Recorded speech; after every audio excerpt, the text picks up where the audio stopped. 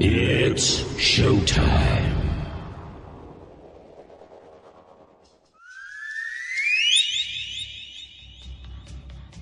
Okay, Tokyo, South America, Australia, Germany, Africa.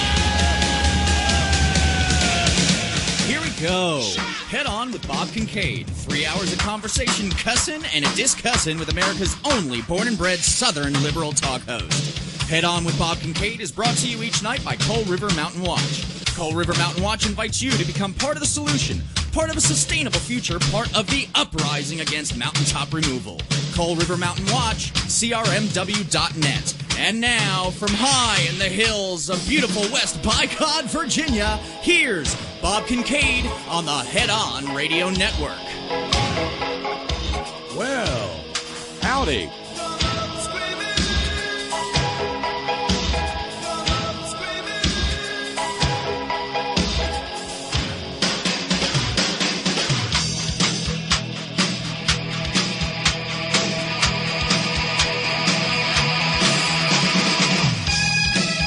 Yes, indeed, this program is live. It's, about a minute past the hour. That'll be the final time check for the evening. Some habits die hard. It is the third day of October 2019. We're told here in the hills and hollers of almost level West by Coal, Trump, Virginia stand that this has been the last warm day. And the forecast looks like it, too. We got up into the 90s today here in the fabulous Horn Studios at the magnificent Kincaid Mansion.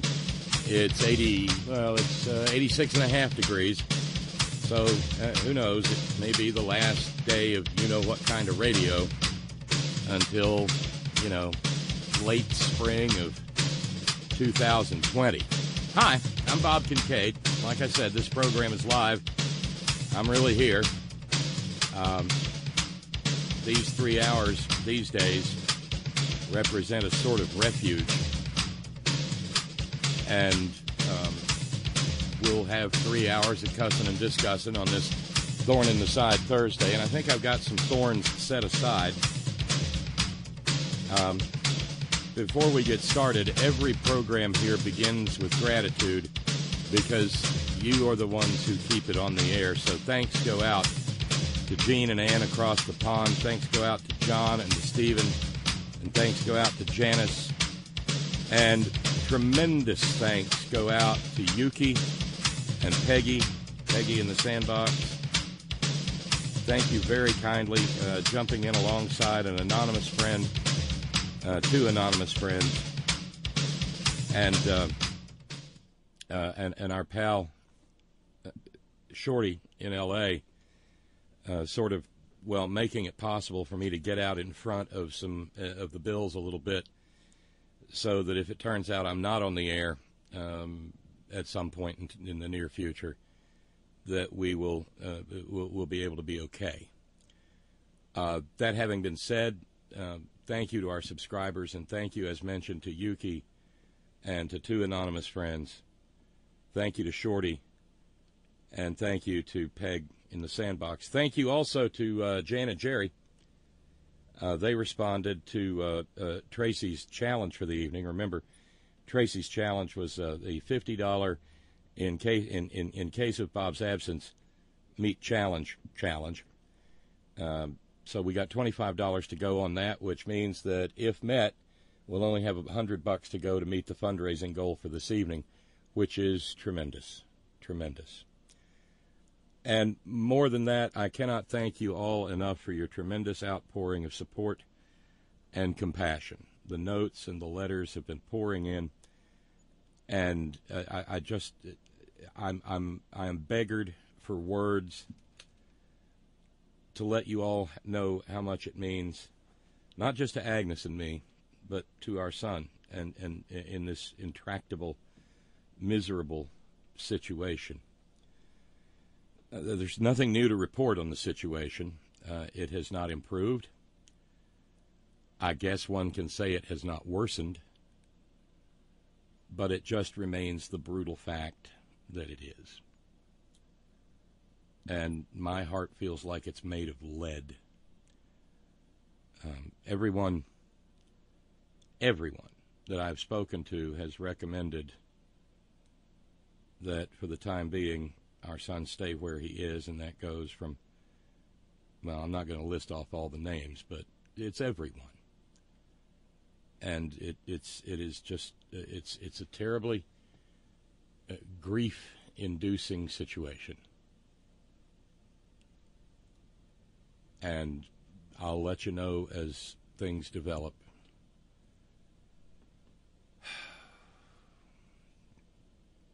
What a world, what a world, what a world.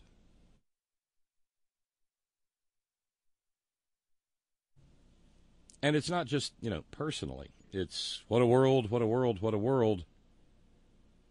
In regard to, God, why can't I get these levels any better? Okay, is that, yeah, hopefully that's a little bit better, but it damn sure doesn't look like much. I've had some notes about the audio levels, especially on the podcast, and so I've been messing around inside the sound settings, trying to make them a little bit better, and make the podcast a little bit less low volume-wise. Well, in the Eastern Seaboard, I guess that's going to be the way of things. Shit, Bob, says Darlene in Connecticut. Our last warm day in New England was yesterday, and it's been miserable here in Connecticut today. I heard the same thing from my buddy up in coastal Massachusetts, who nonetheless went out onto the beach today just to take the air and the scenery and the sound of the pounding surf, and said it had suddenly gone frigid. Oh, let's see. It is Thorn-in-the-Side Thursday. And I want to thank you for the opportunity for these 3 hours to sort of put things aside and focus on something, focus on the broader world. It means a lot. By the way, you're welcome to jump into the chat room. Jimmy and Squeaky are already there and waiting for your arrival.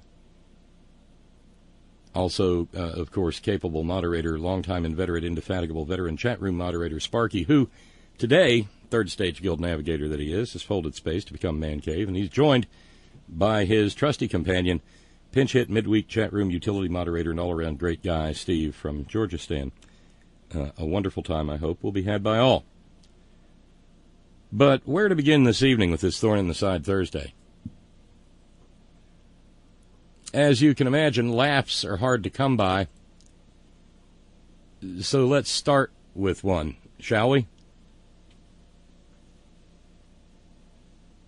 And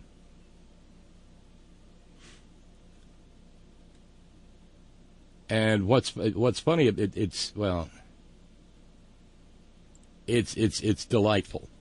What we're going to have is the audio that was running live from Fox News TV Radio Rwanda at the exact moment when Jim Shorts Jordan, the man who turned his back on young men reporting that they had been raped, credibly accused of so doing, was joined by a couple of other goobers to discuss the Volcker closed-door testimony. And, of course, well, I mean, you'll hear their take on it. It was, it's all so unfair. Adam Schiff is being so mean to us. When these same goons ran roughshod when they were in charge of the House of Representatives. They were fine with doling out sauce for the goose, but when the gander is getting fed it, they don't like it at all. No. What makes this funny is the way that it ends. Because today, doubling down, Nitwit Nero stood outside at the White House and was asked again the question that he was asked yesterday during the press conference with Finnish President Sauli Niinisto, he was asked the question again, what exactly was it that you wanted Ukraine to do in regard to Joe Biden and his son, Hunter? And, well, it didn't go so well, because with the cameras rolling live on the TV, Nitwit Nero doubled down and confessed his impeachability all over again. Because he said that he not only, in answering the question, he said, well, I wanted them to investigate Joe and Hunter Biden, and you know what? I want China to investigate too. China needs to investigate. I mean, there's not any question over his criminality and his impeachability. But when they were standing there blathering in front of the cameras and microphones, Jim Shorts Jordan and his disloyal, un-American Republican fellow Trump salad tossers, they didn't know that. They didn't know it had happened. They didn't know it, that is, until they did know it. Let's pick up the action about a minute and a half before the knowledge sets in. This is how Mr. Schiff is going to conduct these type of interviews in the future. That's a concern as well.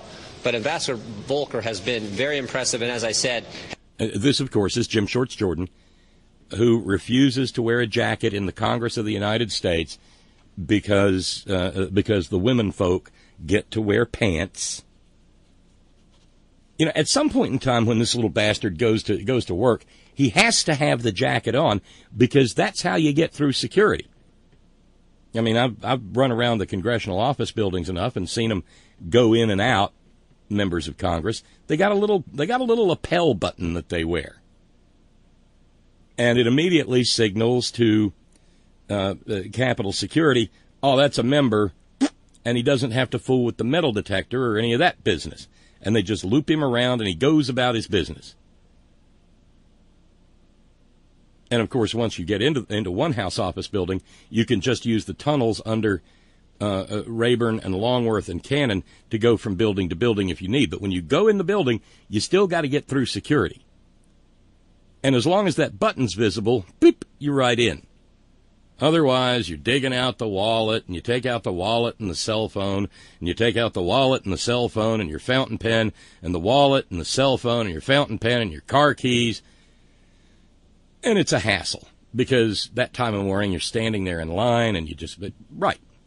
So that, you know, that's one of the things that's kind of a tip-off about the vanity and shitheadedness of Jim Shorts Jordan. He has to wear the coat because he damn sure doesn't have his little member of Congress button on his oh-so-ordinary dress shirt with the spread collar. Just, you know, little details like that leap out at me from time to time. And he's talking about Volker, and he doesn't want to give up anything, but he's terribly impressed with Volker, who, incidentally, is absolutely unwilling to take the fall for any of the monumental bullshit that has been blathered out there. He gave his testimony behind closed doors. We don't know what he said, but we get the general gist that he is, like I said, not going to take the fall. He's not going to be the patsy. And ABC News has gotten hold of some text messages that Kurt Volker turned over to Congress. And in one particular text exchange, a guy named Bill Taylor who was the #1 U.S. diplomat to Ukraine, told a bunch of other American diplomats, quote, "I think it's crazy to withhold security assistance for help with a political campaign." What he was talking about was the fact that military assistance to Ukraine was being used as a carrot dangling in front of Ukraine's nose in order for them to be willing to help Chlamydia Claudius in his effort to smear the guy that he is apparently terrified of facing in November of 2020. So Bill Taylor said, "I think it's crazy to withhold security assistance for help with a political campaign." Bill Taylor understood that this was all about trying to advance Venereal Vespasian's 2020 re-election effort. Enter a guy named Gordon Sondland. Now, he's the U.S. ambassador to the EU.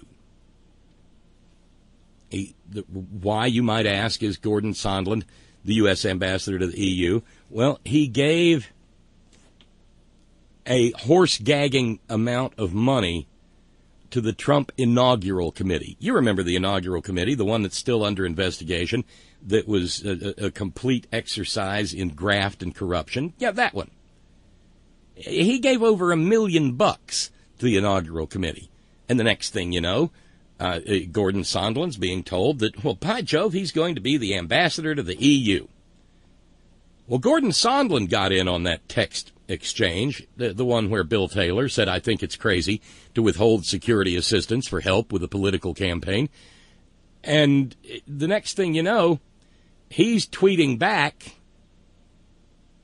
"Ixnay on the idque opre oque." No, he didn't say that, before some fucking Republican congressman says, that Bob Kincaid is falsely quoting a good man like Gordon Sondland, and who never said ixnay on the idque opre oque. I don't even know what ixnay on the idque opre oque means. I don't speak a foreign language.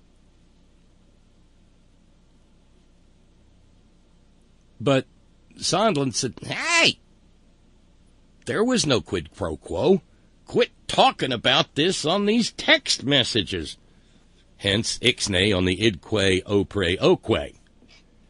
Because everybody understood that that's exactly what it is. Not that it's legally required, mind you. The mere intent is enough to support both an impeachment and a conviction.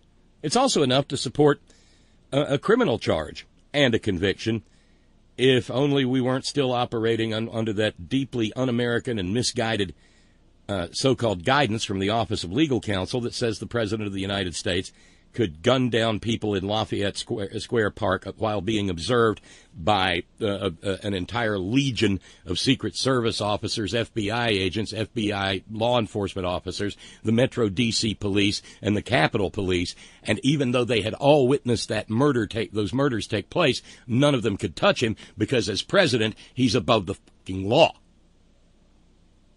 That guidance. So Gordon Sondland, who had quid pro quo'd his way into the job of ambassador to the EU, told Bill Taylor to shut up about the thing. I mean, we'll call it the thing, but, it's where we're withholding aid to get some dirty dealing by the Ukrainians in support of Trump's presidential reelection. The thing. Right.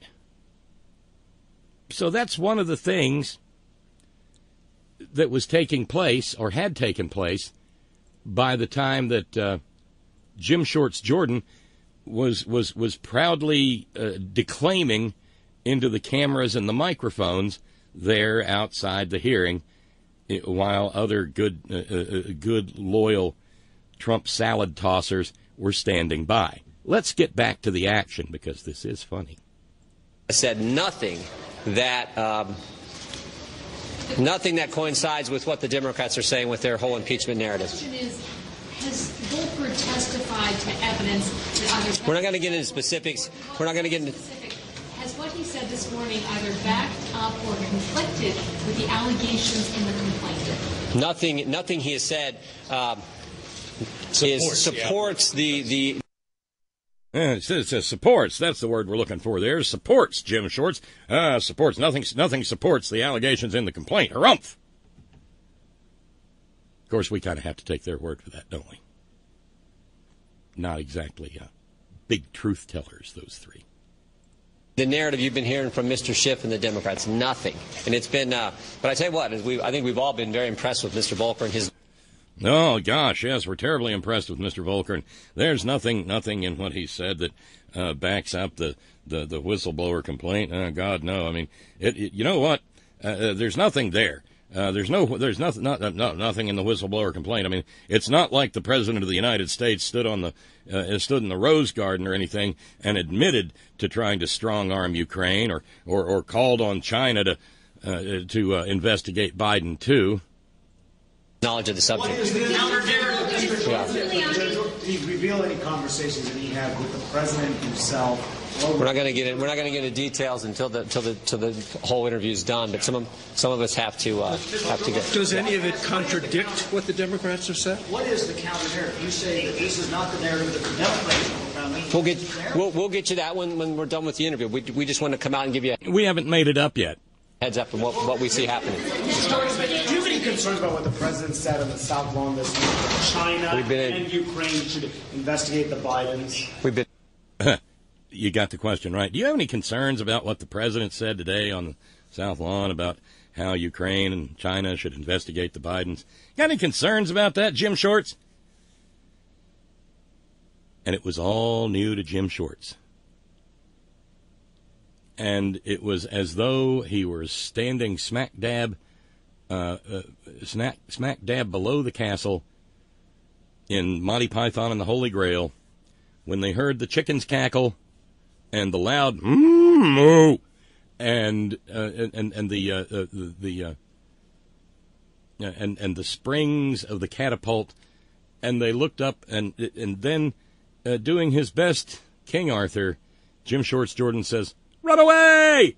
Do you have any concerns about what the president said on the South Lawn this week? That China and Ukraine should investigate the Bidens. We've been in the interview for 2 hours. China and Ukraine. Mana, we don't know what the president said there. We haven't looked at it. Was there any discussion of the aid and why it was going? He's done for the day? No. Thank you. Goodbye. I hear my mom calling. I got to get my hair done. Oh, God, the dog ate it.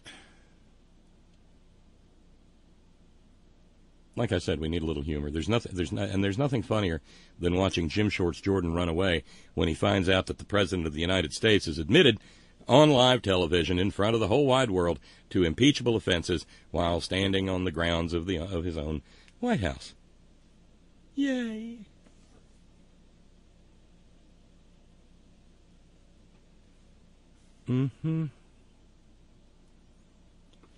So there was that. And that was a funny thing. Very funny indeed.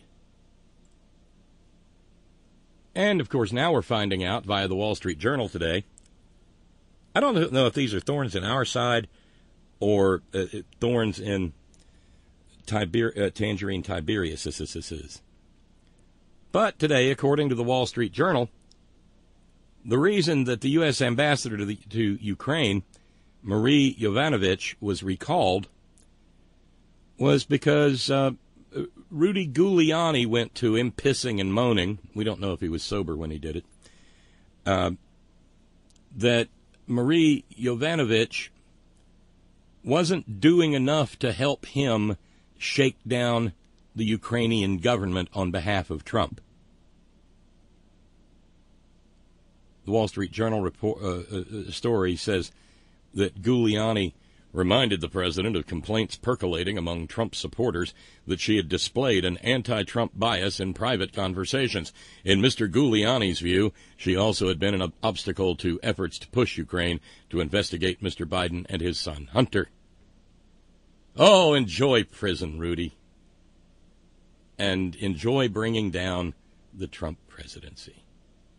Because even if he's not removed from office subsequent to impeachment, it will mark, well, the low point, the nadir of the Trump presidency, and he may or may not survive.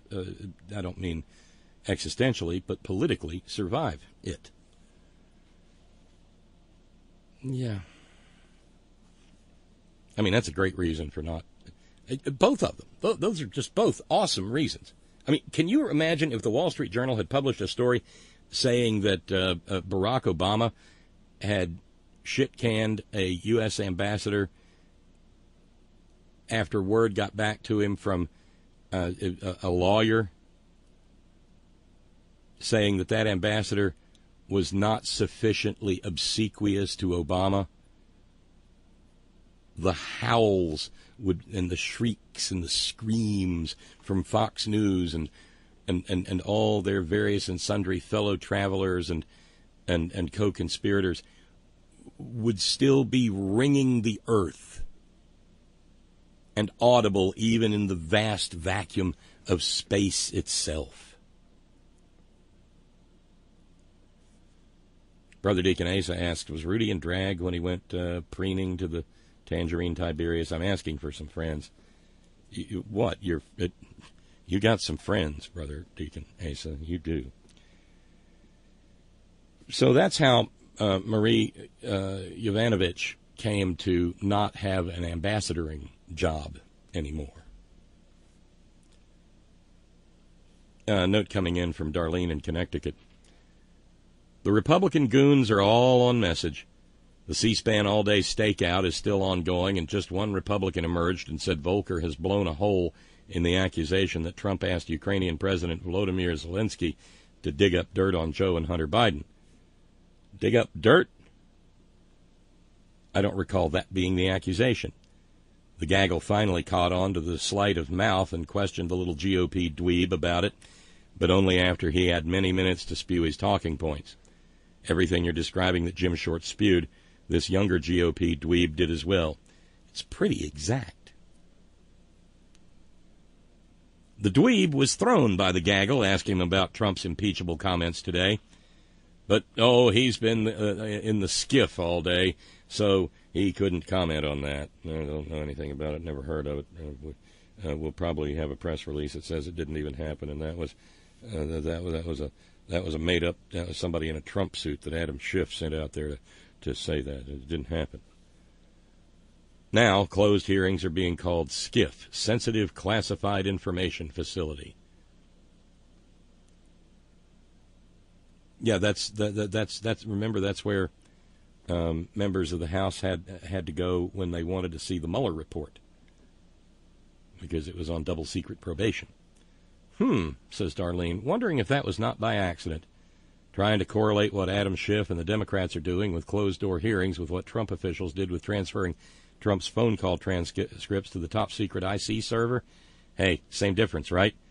So, that's not impeachable either. This is sick and twisted right down to the details. That from Darlene in Connecticut.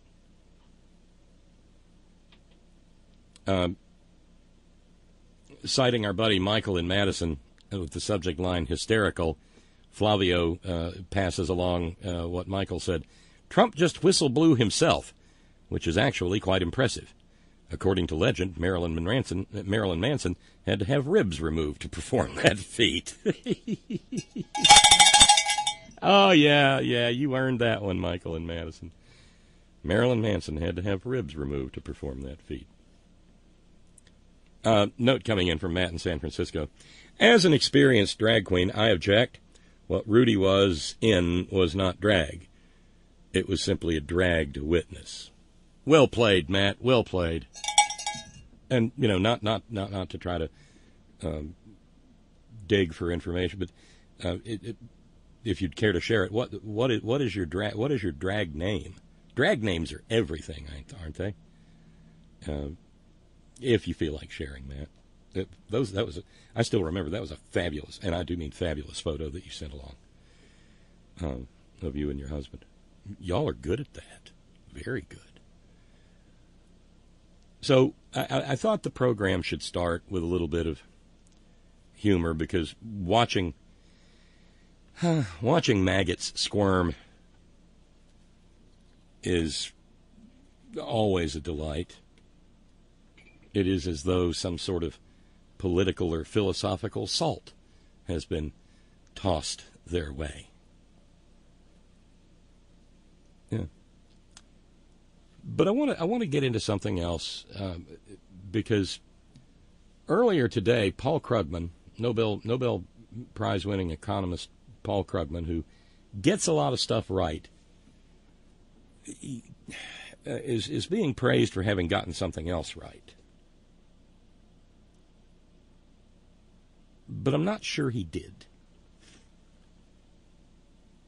One of the great parlor one of the biggest parlor games of the multimillionaire for-profit media these days is to ponder the question, why, oh why, sweet fake baby Jeebus, will Republicans, none of them,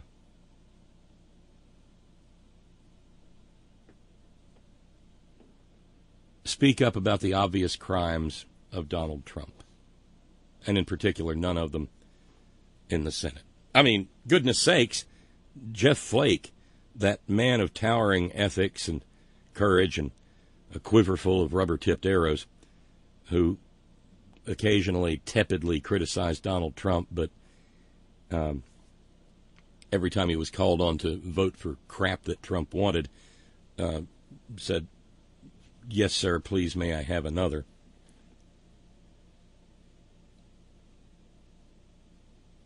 Suggesting a drag queen name for Rudy Giuliani, Lee in New York suggests Rude Appalling. I like that. There we go. Yes. Okay. Jezebel Collingwood. By God, you got to appreciate a good usage of Jezebel. Collingwood, says Matt, is one street up from Castro, and back in the day before Grindr, after the bars closed, many would cruise around that circle looking for a good time. Jezebel Collingwood. Well done. Well done, Matt. So, anyway, this business of playing the parlor game of why will no Republicans speak up against Trump's obvious malfeasance in office, his high crimes and misdemeanors, if you will, his impeachable attempt, if you will, to bribe the president of Ukraine into participating with him in a dirty scheme to try to smear a political opponent. Why? Why won't they do that? Well, in a series of tweets today, Paul Krugman, again, no slouch as an economist and pretty good at the whole thinking things through business, offered up a theory. And on its face, it's not that shabby a theory. But you know how it is with me and with literature. I saw the series of tweets, and I immediately got to thinking about who? Well, of course, Mary Shelley. Because, well, who doesn't read Paul Krugman's tweets about Trump and Republicans and not think of Mary Shelley? Well, everybody but me. But then again, that's what this little community is for. Mary Shelley was a brilliant young woman of the 19th century, and she and some of her wealthy friends they took a little vacation. Maybe they were in Switzerland or something. I can't remember. But they all set about to write a story. And the next thing you know, in those days when you actually had to use quill pens and scratch on parchment and shit like that, I mean, do you know how thick the original Frankenstein by Mary Shelley is? It's not a pamphlet. But she came up with Frankenstein. And of course, it is in Hollywood. It would be turned into this fire bad monster movie, which would later give birth to the brilliant Young Frankenstein. Come back. I was going to make espresso. But the book itself is far more than simply the monster. It is about the limits of science, the intersection of ethics and science, of course, being a young and burgeoning field at the time. By the way, Megan says, I know why Republicans won't speak up against Trump's offenses. It's because they're all sucking milk off Putin's teat. Well, that's you know, there's maybe this is all intersectional. Maybe everything is right at the same time. Maybe it's different strokes for right. But that's not where I'm going. Back to Frankenstein.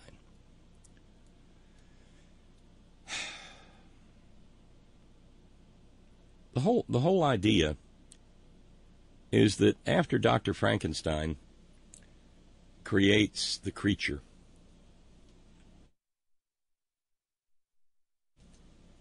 and succeeds in that greatest of all human ambitions, the reanimation of dead tissue, creating the creature.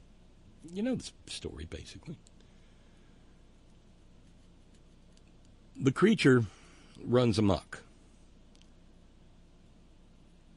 And in the book, the creature is really quite sympathetic. But because he has been created by human effort, eventually, after he is sufficiently tormented, the creature turns on his creator. Now, there are entire graduate-level seminar master's theses and PhD dissertations that have been defended on this particular topic. But the long and the short of it is that the creature eventually turns on his maker. And so while Paul Krugman suggested, and I'm just reading along here, so all the pundits who warned that Dems were making a terrible mistake are engaged in some serious soul-searching, right? Ha ha ha ha ha ha ha. Noting that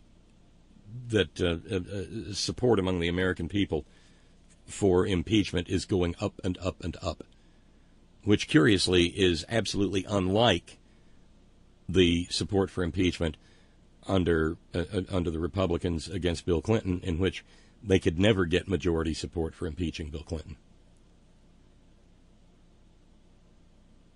And Krugman followed and said, actually, a real puzzle. Why are so many center-right anti-Trumpers deeply opposed to holding Trump accountable for abuse of power? You might think they'd be glad to see him fall because of his personal sins, not his policies. And then he announces, Krugman does, his thesis.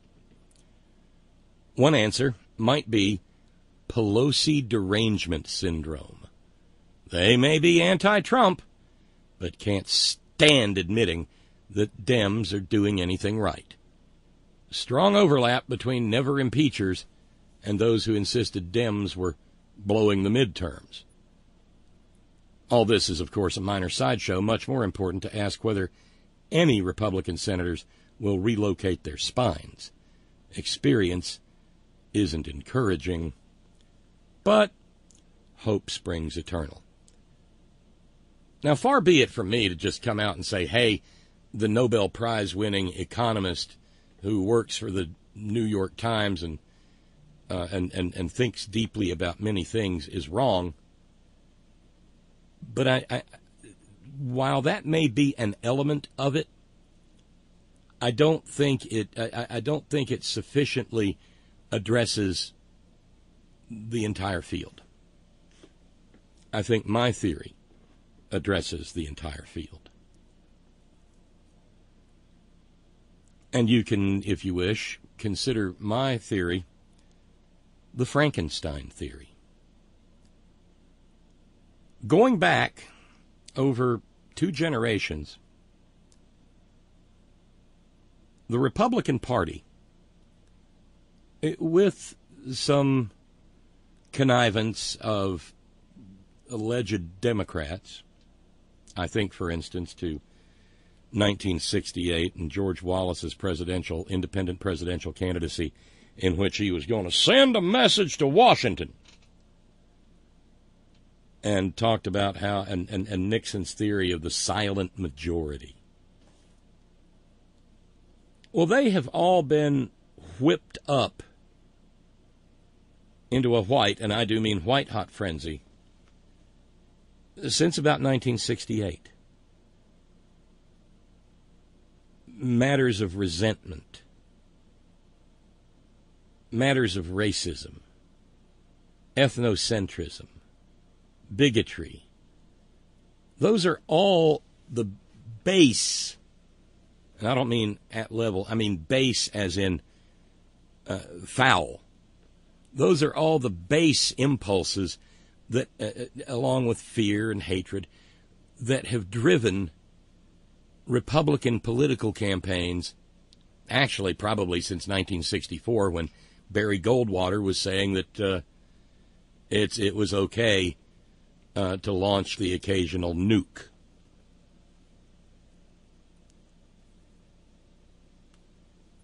I know. Flavio says, don't forget, Krugman works for the for-profit New York Times.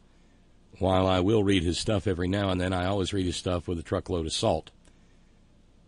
I also remember he mercilessly went after Bernie Sanders and Medicare for All. Come on, Krugman. Every other advanced democracy has universal health care decoupled from one's work. But I still read his stuff, says Flavio, but with eyes wide open.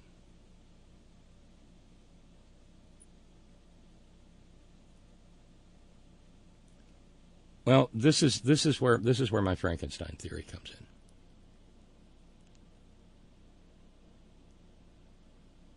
The Republican Party, in this theory, plays the role of Dr. Frankenstein.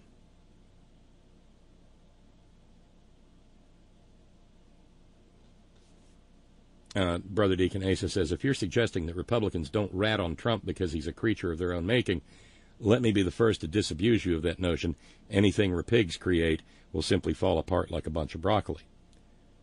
True enough, Brother Deacon Asa, under most circumstances.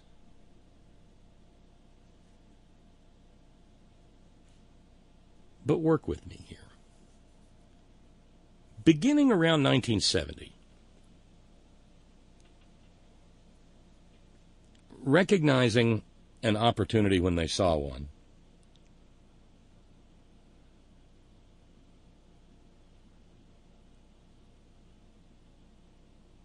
the Republicans began, and do so unto this day, to use fear to motivate their voting base. And fear leads to, well, it's to go after another book. Fear is the mind killer. Fear is the little death that leads to total oblivion. Now, in the litany against fear, the Bene Gesserit litany against fear from Dune, it continues, I will face my fear. I will allow it to pass over me and through me, and when it is gone, only I will remain. But Republicans don't know anything about the litany against fear.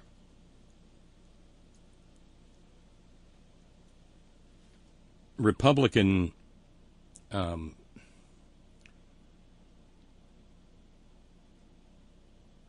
what should we call them? Republican fear pimps, however, know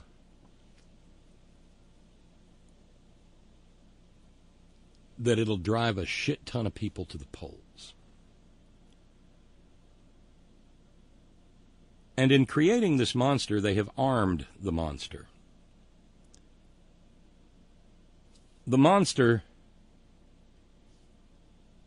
is, of course, the average Republican white voter.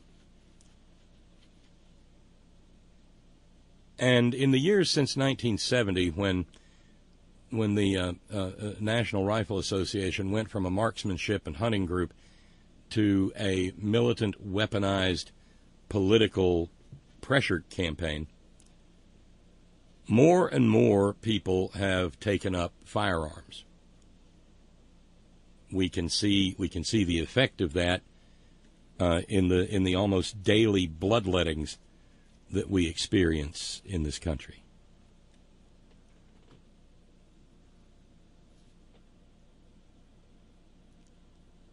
And so they got their wish.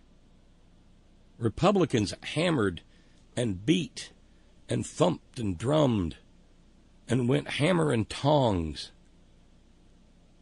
on the idea that everybody had to have a gun.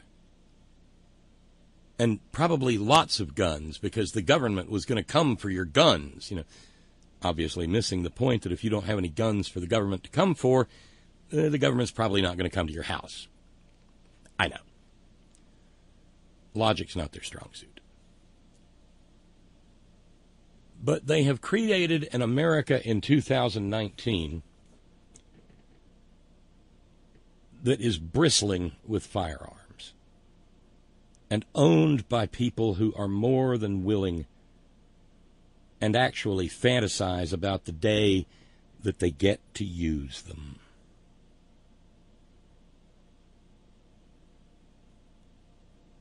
And that is the Frankenstein's monster that has come after the doctor.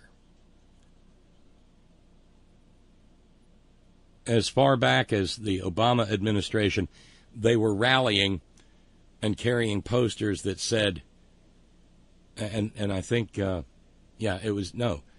was during the campaign of Scott Brown for Senate in Massachusetts, when the teabaggers showed up with their tri-cornered hats, carrying signs that said, "If Brown can't do it, Browning can." Browning being a world-famous manufacturer of firearms and creator of the iconic Browning automatic rifle. You might recall, just as a historical side note, that Bonnie and Clyde ran around with Thompson submachine guns. You know, the ones with the drums, you know, the violin case, all that shit. And the law enforcement folks who ambushed and massacred them, well, they weren't fooling around with any Thompson submachine guns. They loaded up with Browning automatic rifles, machine guns of their own right, and chewed Bonnie and Clyde and their gang to pieces with them. If Brown can't do it, Browning can. And God, that's what, 2009?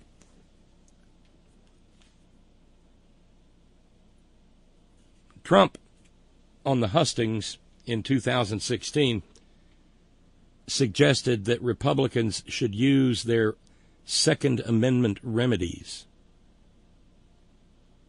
against Hillary Clinton. A clear call for a stochastic terroristic call for one of them to assassinate her.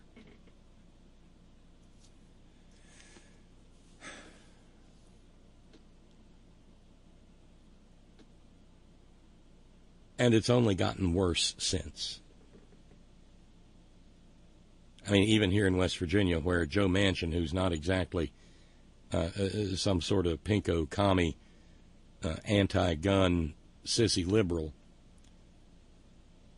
Joe Manchin, who suggested closing the background check loophole for gun shows, to this day if I go to various sites, I'll say, tell Joe Manchin to keep his goddamn hands off our guns.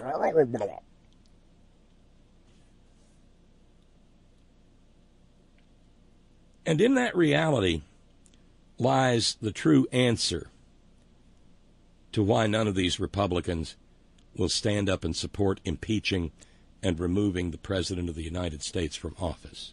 Because if there is any truth in Jeff Flake and that other individual who said that if the ballot were taken in secret in the Senate, that 30 to 35 Republican senators would vote to remove Trump from office. Well, forgive me, Dr. Krugman, but that doesn't have anything to do with Nancy Pelosi.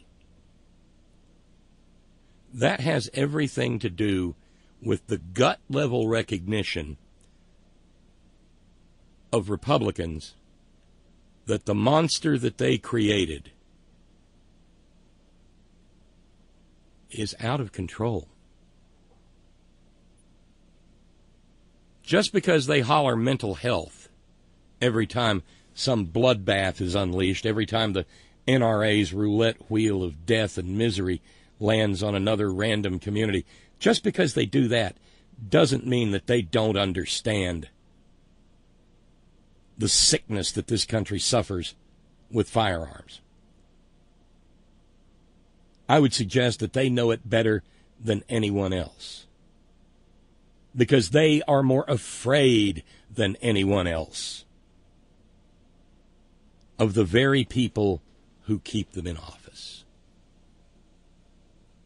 And if Donald Trump will call openly for the execution of the whistleblower and Adam Schiff by referring to treason, and like I said, make no mistake, when the maggots hear treason, they know it means kill.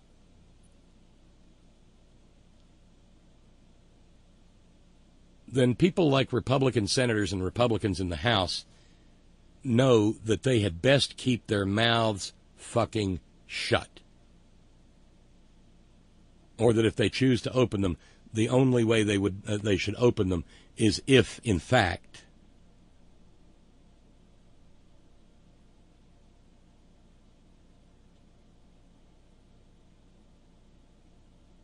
they are tossing Trump's salad.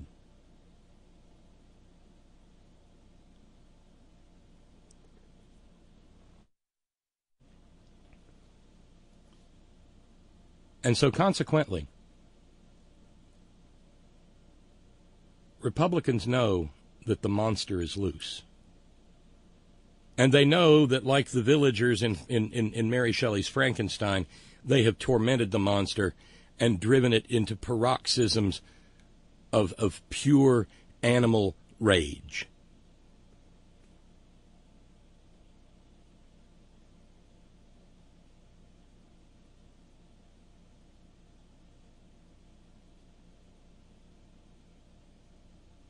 And that if they uphold their oaths to the Constitution, that they will become the immediate recipients and targets of that pure animal rage of the monster that they themselves created. And that it will be hell on them. Because the maggots may hate Democrats. The maggots do hate Democrats.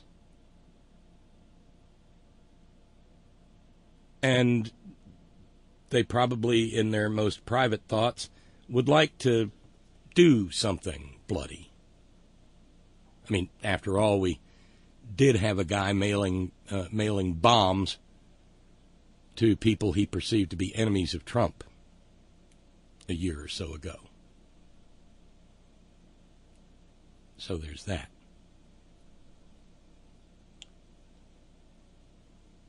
But just as Dante, in his Inferno,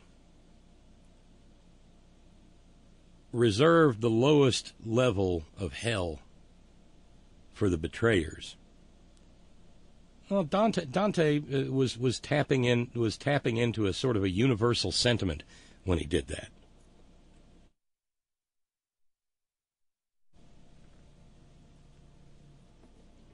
And for any Republican who dared to vote against Donald Trump in an impeachment proceeding or in a trial in the Senate, the white, and I do mean white-hot fury of the maggots would be amplified the way the energy of a star getting ready to go nova amplifies.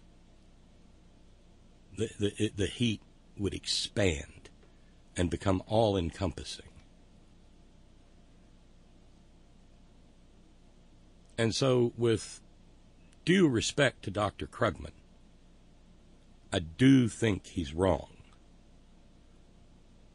There's nothing so cerebral as Pelosi Derangement Syndrome that motivates these people. Some of them simply are on board and fully signed on to the racism and bigotry, the homophobia, the nationalism that Trump espouses. But any of them who have misgivings, well, those people know that they already have a gun. And not really a gun, but millions of guns to their heads.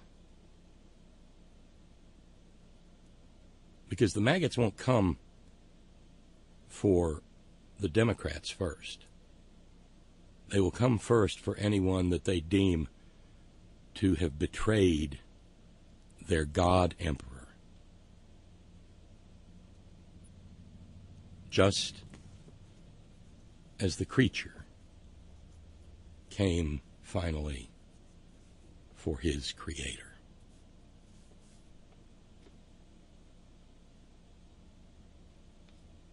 Funny how these things just sort of rattle around my mind.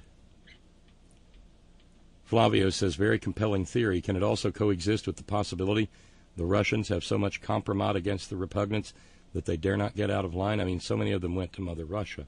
7. It was 7, wasn't it? 7 Republican senators. And there's still the question of what was on the RNC server. If you were Pooty, and you got all that sweet compromise on Republicans, and you knew you would never have leverage over Democrats, you'd use the material you had against the Democrats lickety-split. But you'd keep that Republican compromise tucked close to your heart in your breast pocket where you could get at it any time you wanted. There's a story, possibly real, possibly apocryphal, about the Kennedy presidency. J. Edgar Hoover was despised by every president because J. Edgar Hoover, first and foremost, made sure that J. Edgar Hoover was safe. The man had spent a lifetime passing and knew that it would all fall apart if that and his sexuality were to come out. And that was, and so he used the FBI as his own personal blackmail and extortion squad. And the story goes that Kennedy said he wanted to get rid of J. Edgar Hoover, and that in no time flat he was having a meeting with his FBI director.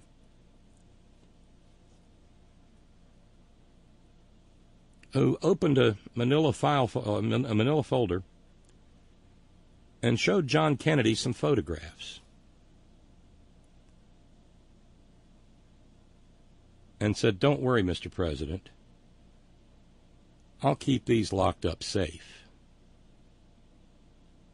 And the talk of getting rid of J. Edgar Hoover dried right up. Compromise. It's not just for Russians. But things like the inexplicable behavior of Lindsey Graham, and I'm not one of those people who say, well, you know, he certainly was a decent soul when he was John McCain's friend, because I remember far too well the heady days of the Clinton impeachment and trial,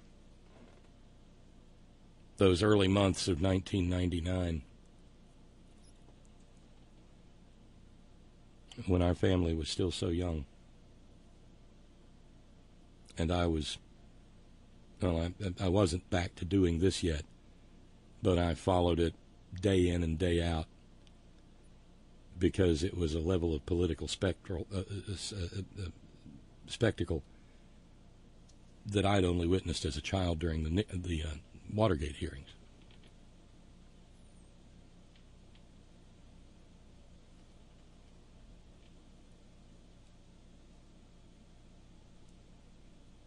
So Lindsey Graham is not a paragon of virtue. He was a crass, mush-mouthed political hack in 1999, and he has been one every day of his life since. But what he has become since the advent of Trump is almost unexplainable unless you go for the compromat theory, or the fact that he is a senator in the most obstreperous state in the Union, a state known for being prone to shooting at people when it doesn't get its way. This will be the second straight night with a reference to Fort Sumter. And so Lindsey, who has been propped up by the NRA, with the benefit and the beneficiary of wads and wads and wads of sweet, sweet, sweet National Ruble Association money. Lindsey probably understands that what I guess we will refer to going forward as the Frankenstein factor better than most. But look at the other senators and where they come from. McConnell and Rand Paul, Kentucky. Lindsey Graham and Tim Scott in South Carolina. Richard Burr and Thom Tillis in North Carolina.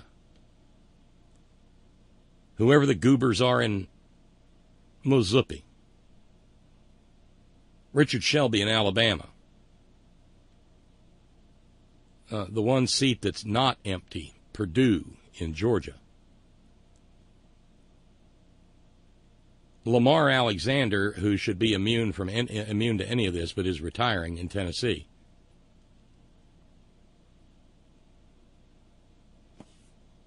Marsha Goodness Blackburn in Tennessee as well, one of whose dear friends and campaign cronies was also up to his eyeballs in advancing the NRA's interests in Mother Russia.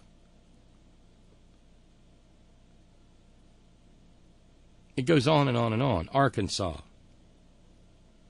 Rafaelito Eduardo Cruz, the anointed booger-eating future king of America, and John Cornhole in Texas.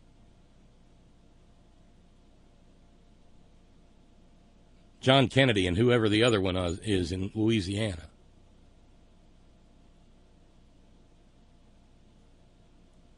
Look down the list of the entire Republican caucus in the Senate, and you'll see people who come from intensely gunned-up places. Susan Collins of Maine, where they got a shit ton of guns.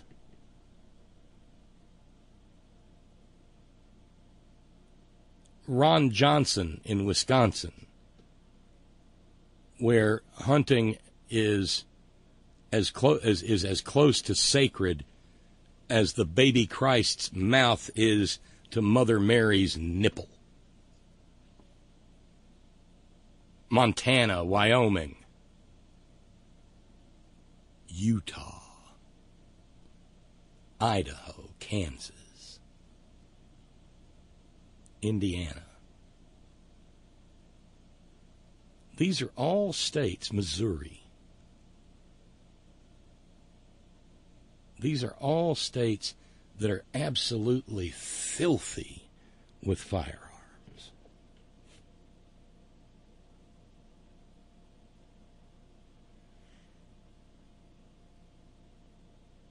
And when you look at it that way, I think my argument is compelling.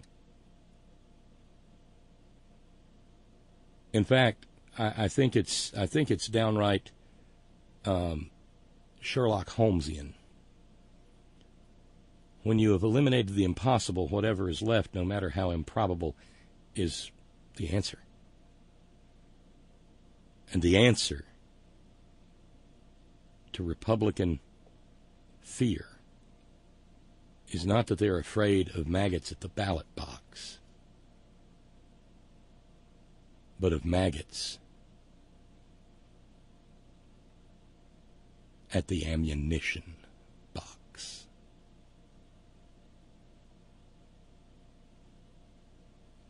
What do you think?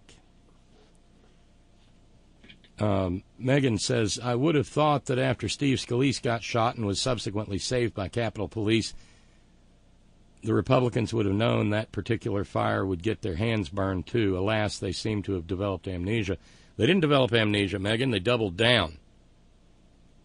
Because the Steve Scalise shooting had the benefit of being perpetrated by a non-maggot. A guy infuriated about health care. A guy who we were repeatedly hammered by the multimillionaire for-profit media as being a Bernie supporter. So there didn't have to be any learning curve there.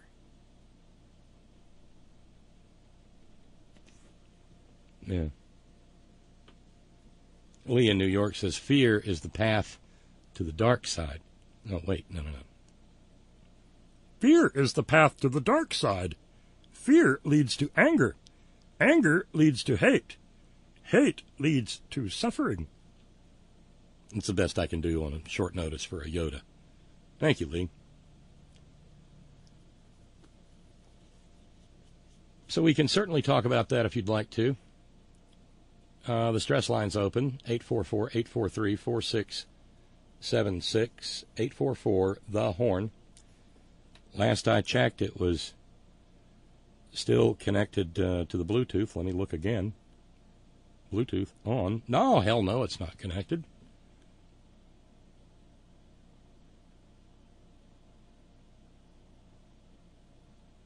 But it will be. It will be. So if you want to discuss that or anything else, you're mighty welcome to. By the way, just a reminder, we haven't had the Green News Report in quite some time. And that is because Brad Friedman's father passed away. And so as soon as they're back from that, they'll be back, and we send our sincerest condolences to Brad and his family in the time of their grief.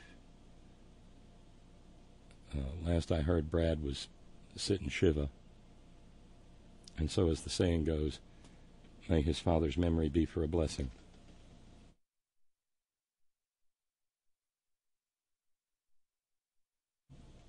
But I feel like we've hit some real high points in the first hour here, the filibobster. Remember, Tracy's in case of Bob's absence, pull challenge is on the table. $25 of it got met by Jan and Jerry. The other 25 remains to be met, and that'll leave only 100 to go to finish the evening. And I'm not trying to make it anything it isn't, but I'm just saying that we need to keep up with fundraising, because I don't know from one day to the next when the program's going to be on, because of things that are, well, the situation that presently obtains here.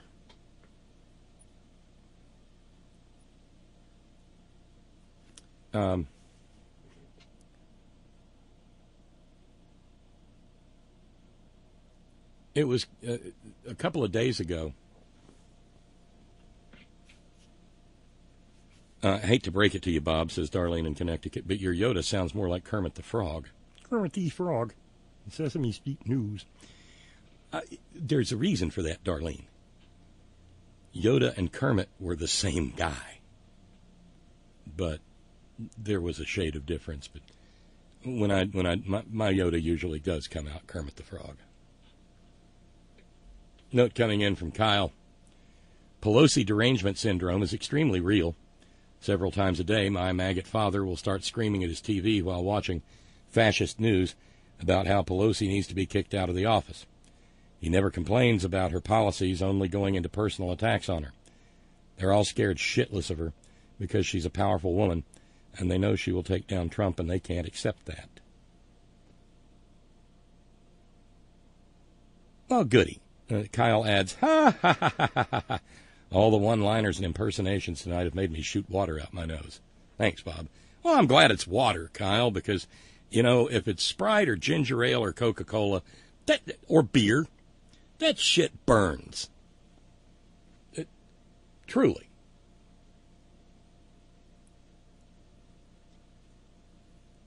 Breaking news out of the New York Times, it just gets worse. U.S. diplomats drafted a statement for Ukraine's leader, that would be Zelensky, I presume, that would have committed him to investigations of Nitwit Nero's rivals. The drafting of the statement marks new evidence of how Mr. Trump's fixation with Ukraine began driving senior diplomats to bend American foreign policy to the president's political agenda in the weeks after the July 25th call between the two leaders. You know, we can say this much because we know it as being fact. If an African-American president had done any of this, he would have been removed from office, and there would have been no question of it. Even Democrats in the Senate probably would have voted to convict one of their own. But we're like that. Oaths matter. And to dishonor an oath is to dishonor oneself. But where Republicans are concerned, there is no honor. There is nothing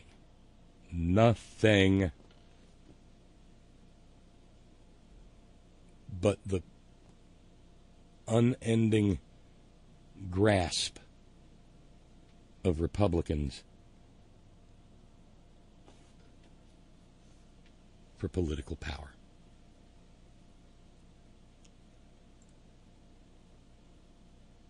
So a few days ago, Nitwit Nero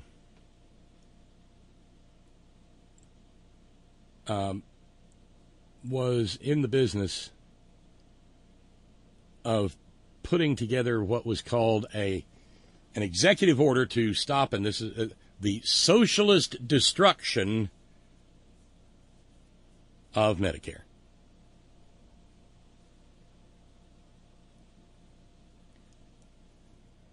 Oh, really? The socialist destruction of a socialist program.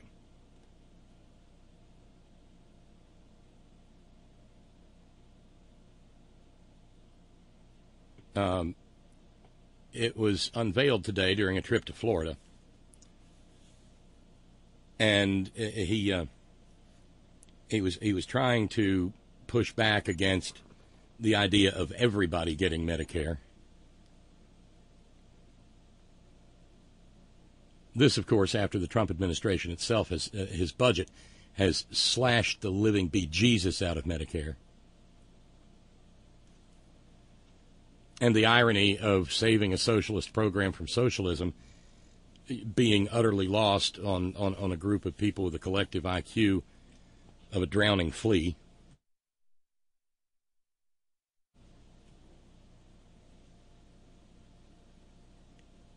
So today, well, it happened. It got rolled out. And he tried to, Nitwit Nero did, he tried to make a funny. But you can't make funny when you don't know how to laugh.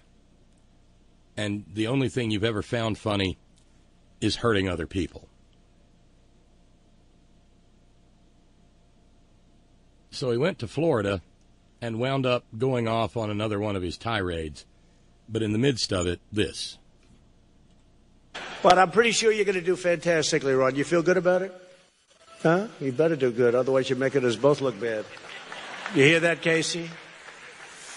American patients must no longer be forced to subsidize lower drug prices in other countries through higher prices in America. That's what we were doing. We're paying a much higher price. My administration will never stop fighting for lower costs for American patients and American seniors. The third part of our health care vision is to provide the choice and control Americans want. We eliminated Obamacare's horrible, horrible, very expensive and very unfair, unpopular, individual mandate, a total disaster. That was a big penalty. That was a big thing. Where you paid a lot of money for the privilege of not having to pay a lot of money for the privilege of having no health care. You paid not to have health care. It was a penalty. And how it ever held up in Supreme Court, I don't know, but it did. There's his mother's accent again. I don't know, I don't know, I don't know. But we just got rid of it. We just did it the old-fashioned way. We got rid of it. We vastly expanded affordable insurance options, including association health plans, short-term plans, and health reimbursement arrangements, which are incredible. And many of these... And he's right. They are incredible. Credo, credere, credi, creditum, Latin, to believe. To be incredible is to be not believable, and none of this is believable. So, I guess points. Options are up to 60% less expensive than Obamacare. Nobody got that. Nobody got that. That's okay. Obamacare. I didn't say Obamacare. I said Obamacare. He's wasted. Nobody got that. Nobody.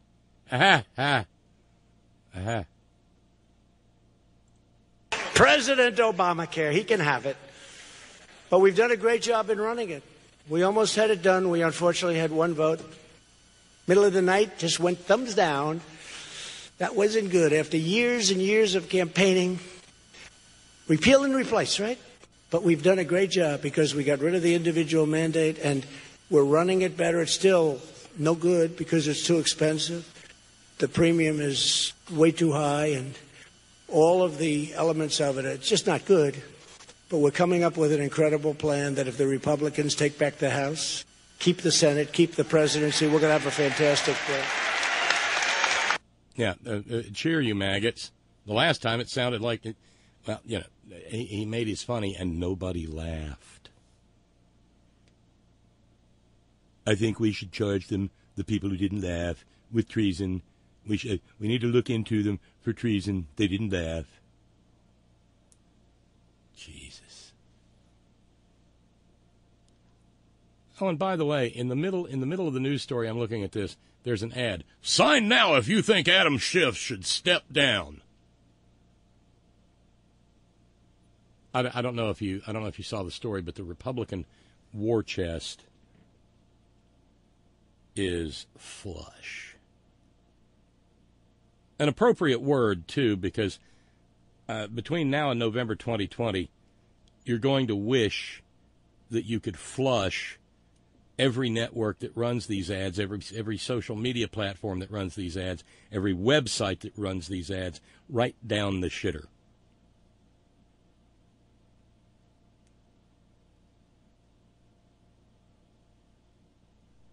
And it's going to be everywhere.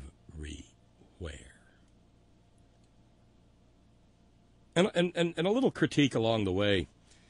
I happened to catch a little bit of MSNBC today when Katie Tur, Katie Tur was talking with somebody, John Harwood of CNBC, about the Wall Street investment bankers and hedge fund managers who are saying that they're willing to support Trump to keep Elizabeth Warren out of the White House. It was some seriously bullshit reporting, if you could call it reporting at all. Because you don't need to say who those people are without telling us what their names are. Because these are people with horse-gagging loads of money who get it by, doing business. And we need to know who the businesses are so that we can make sure that the businesses don't get our dollars.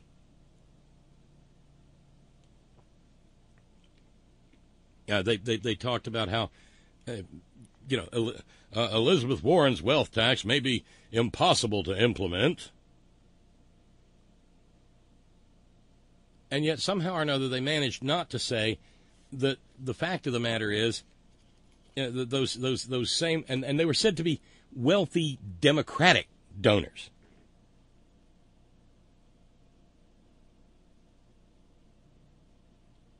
Well, they're not very democratic. And we rather badly need to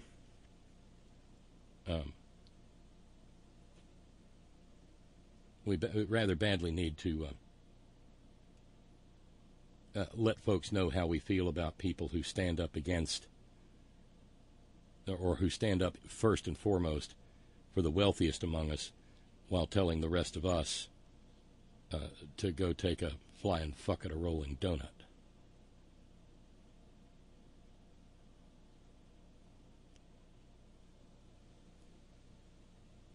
Thank you, by the way. Thanks here at almost the halfway mark of the program.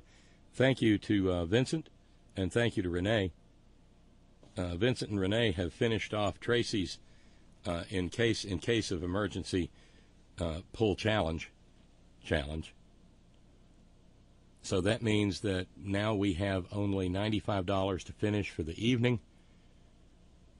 And all my sincere thanks to those of you who have made it possible for us to deal with some rather brutal contingencies. Thank you.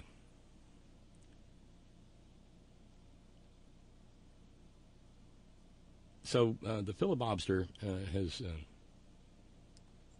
been rather broad and extensive.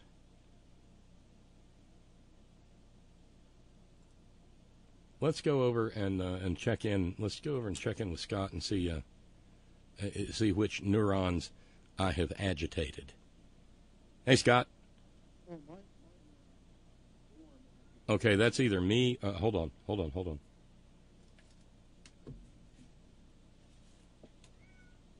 Okay, I hear chirps. Okay.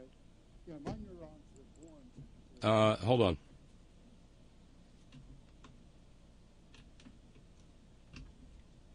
Try me again.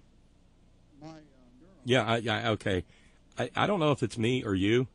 You want to try this? You want to try the stress line, Scott? Is that the toll free?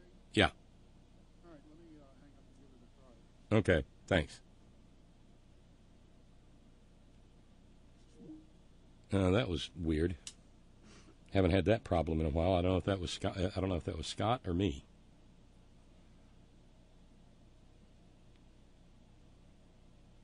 So we'll hopefully find out.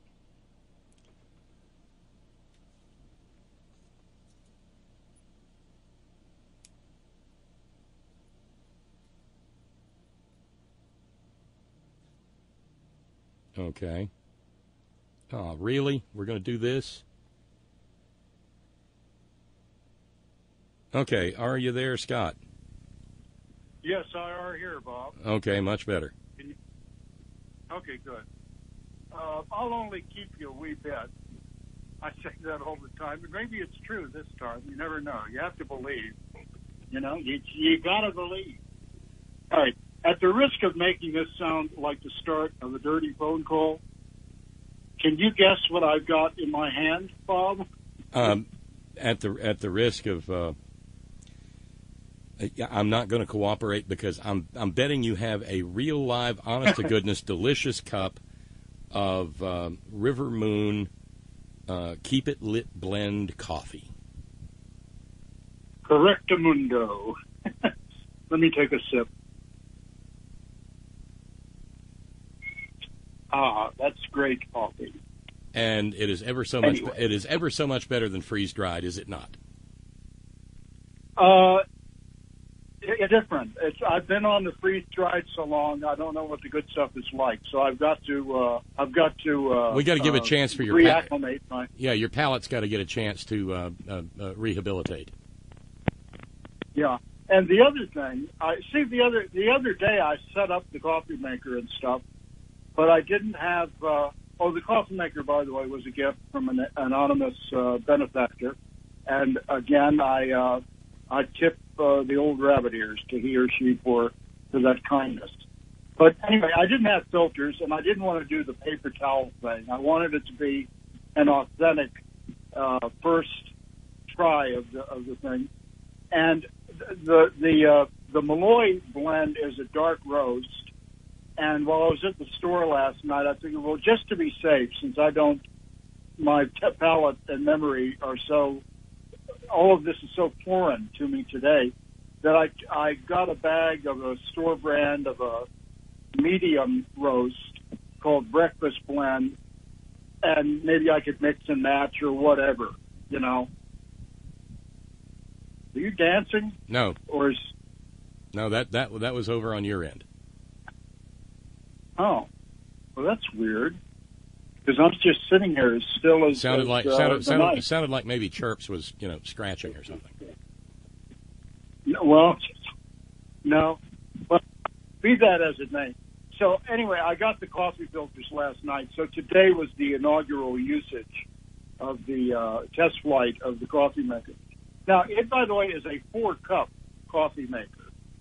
I don't know what kind of cups the Mr. Coffee Test Kitchen used. Technically, it is a 6-ounce cup. Well, Jesus, they did not envision my coffee mug. So when they say so, basically 1 level tablespoon of coffee grounds per 6 ounces. Yeah. Well, and that's the other thing. When I would make the freeze dried, I would make it deliberately stronger than the label instructions.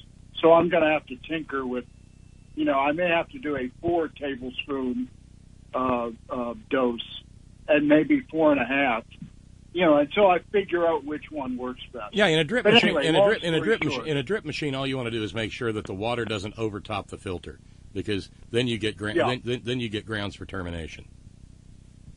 Yeah, but I see what you did there, Bob. But anyway, I'm mucho apreciado of the gift, and I will make good use of it. And I won't say that my freeze-dried days are behind me, but I'll have that in store in case, toward the end of the month I can't afford the good stuff. I've got to, I can't sniff airplane glue, so I'll have to sniff Elmer's glue all. Yep, right. Which it's not the same. You can always take 1 granule of freeze-dried and just tuck it under your tongue.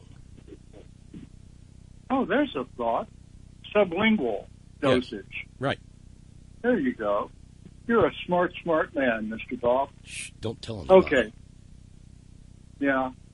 And it occurred to me, and I don't want to go down this path because that's not really why I called, but it occurred to me that in recent days, Trump has been engaging with the help of Mr. Pompeo, the so-called Secretary of State. Jesus. Yeah, it gives you an idea what state we're in. But Trump and company have been engaging with the help of Mr. Pompeo in sort of a Where's Waldo approach to national security. You can't keep track of the guy. You know, you can't hardly count the stickers on his steamer trunk. All the places he's going, trying to enlist heads of governments to do investigations on Biden. Did I get that right? It's a Where's Waldo kind of approach? Well, yeah, I mean, it's anybody who will listen. And of course, the one person doing the most listening is sweet, lovable, huggable, cuddleable Pootie. Yeah. So this will prove to be quite an interesting thing to watch, and I'm sure we will be doing it. But anyway, the main purpose of the call, Bob, to get serious, and I don't mean to rehash trials and travails from yesterday. In listening to the program, when your heart breaks, our heart breaks. I think we can agree on that. Thank you. And, I tend to give advice only to people who are happier than I am, which I think you are when it comes right down to it.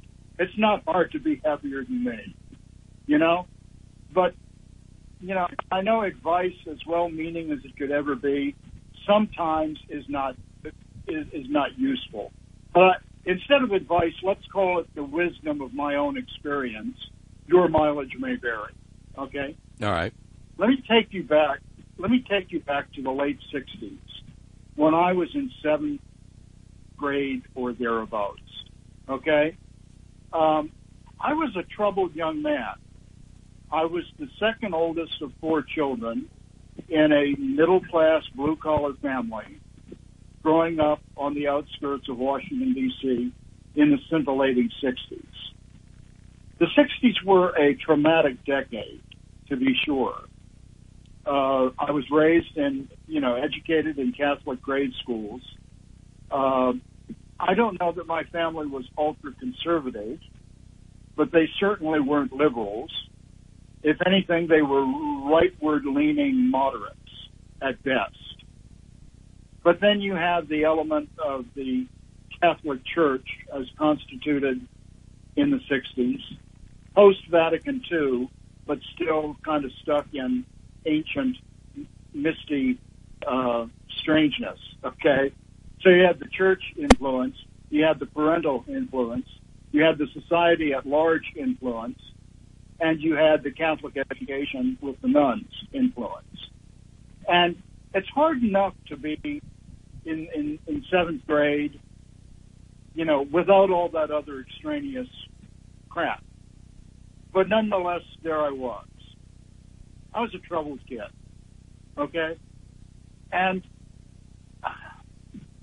I don't think I've ever told this story publicly, or if I did, I alluded to it many, many moons ago. But I'm going to do it with the hope that something good will come of it. At least wisdom or understanding or something. There was some real trouble going on at this point, and I somehow managed to discover, squirreled away in a downstairs dresser drawer in the downstairs bathroom, a couple of old pistols that my dad had with little boxes of ammunition. And I somehow got it in my little troubled head that if things got bad enough, I'd blow some people away. Now, obviously, I never did, okay? Right. But believe me, the possibility of that scenario was closer than anybody will ever know. Well, as it turned out, I didn't. As it turned out, the discovery of my having access to these items of destruction got me into a weekly group counseling session there in my hometown. And I was in that for a couple of years, and there was some help to be had from it. In stories like this, you don't like to compare yourself to other people. But one of the kids in the group, his dad was like a Commonwealth attorney. That's sort of like a county-level DA. Yeah, prosecuting attorney. Yeah. One of the other kids' dads was the head of an Episcopal seminary. Okay? That kid, by the way, a couple of years later, hooked up with a father and son team of radicals, robbed a bank in Arlington, Crystal City. I can show you where it was if we're ever there together. Shot and killed a policeman. Went to Houston, I think. Hijacked a plane to Cuba, all three of them. And that was a hairy situation. So I know comparison will only take you so far, but all in all, my outcome worked out somewhat more positively than that guy, anyway. I'd have to say so, yes. But getting back to the gun thing and the blowing away of people possibility, I think on some level the one thing that kept me from literally and figuratively pulling the trigger was from an early age, from my, I don't know, maybe 10 years old, I wanted to get into radio. You know? I wanted to be a DJ, you know? And I held out some sort of hope that by the time I got old enough to do it, radio would still be a viable concern, and that somehow I would be able to actually do it. And as things turned out, off and on, between like 73 and 98, I made my living doing radio. I achieved some measure of my dream. Getting back to our current situation there on the Kincaid homestead, I don't know what the boy's dream is, Bob. Only you know that. Maybe you don't know that. Maybe he's never expressed it. But there may be some benefit into finding out what that is and encouraging that and hoping like hell that some measure of it can be attained. Because a dream in the heart and soul of a young person can save you, literally, at least in my case, from horrible, horrible outcomes. And yes, you've got to get help if that sort of help is needed. Yes, you've got to do a lot of things that are necessary to get onto an even keel. But to me, I think the dreams of our youth should not be discounted. They should be encouraged, and they should be realizable. We're living in a world today where I wouldn't be a youngster today if I got $50,000 a year for doing it. My heart aches for the young people of America because so much has changed. So many doors have been slammed in their faces. There's no sense of possibility for a lot of these people, these young people. So that's my 2 cents worth for whatever it's worth, Bob. Well, thank you, Scott. Dreams will take you far. If you can get yourself on an even keel somehow and get the help that you need. Without going into too much detail.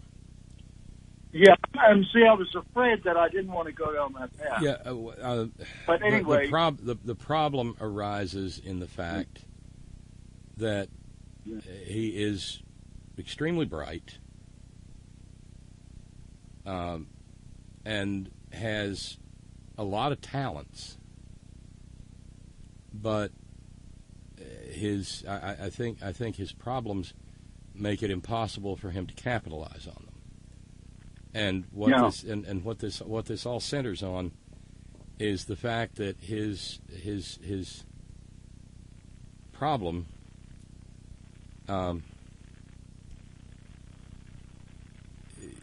keeps him from being able to go forward. And it has been a lifelong thing. Yeah. And I kind of picked that up. The boy could throw a frozen rope baseball left-handed north of 50 miles an hour when he was 7 years old. Yeah. Okay? Yeah. That doesn't happen every day. He can play practically any he can play practically any musical instrument that he hears. I mean, he plays keyboards and guitars just based on what he has heard. But whether it is because of environmental exposures in the womb or because of things that he was exposed to later by people who shouldn't have gotten into his life, things have gone sideways.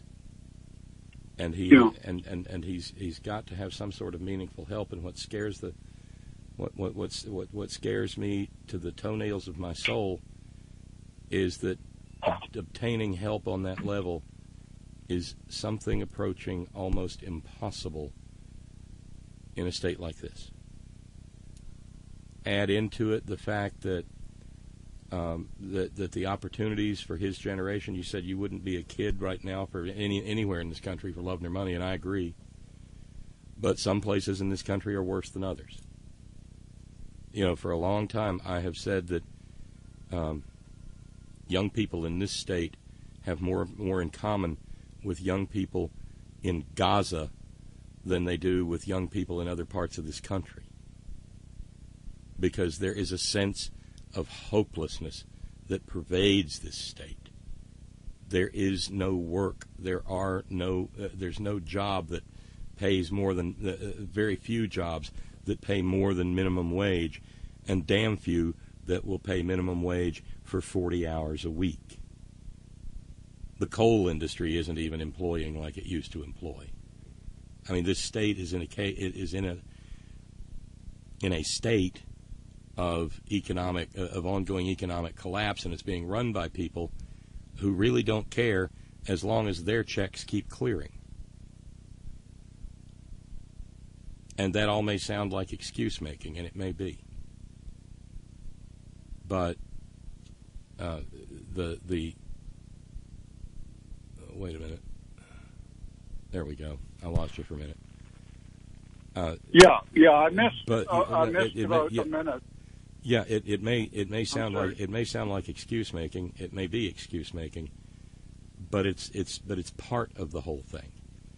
And there's the larger philosophical question of what degree to what degree do we assign culpability or responsibility to people for their own for illnesses that are not necessarily of their choosing. I mean, do we blame people for getting the flu? I mean, if you know somebody's got the flu and you go over and you waller all over them and you smolic on them and then you get the flu, that's kind of your fault.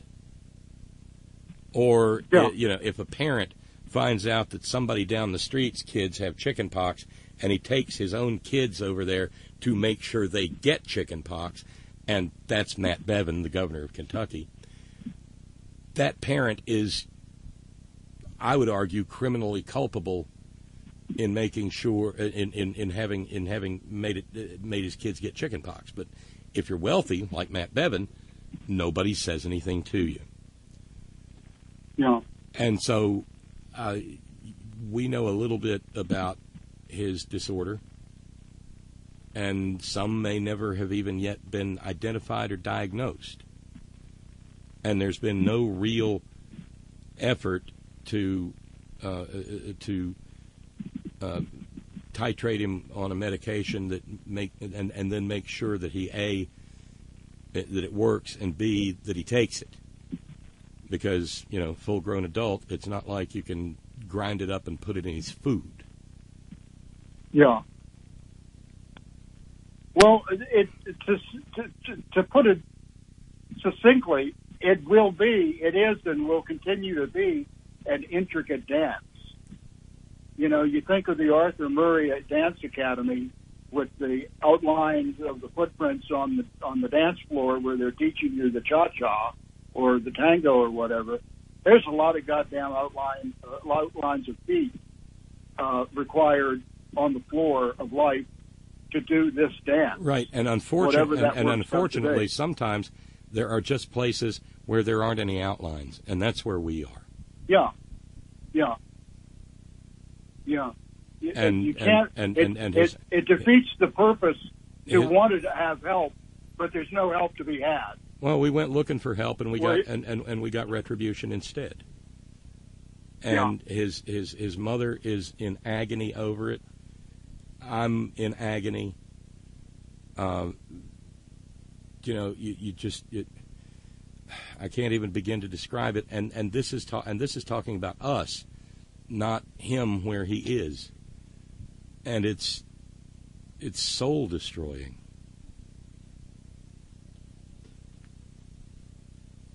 Well, like I said, earlier when I started down this road, when your heart's breaking, our heart is breaking.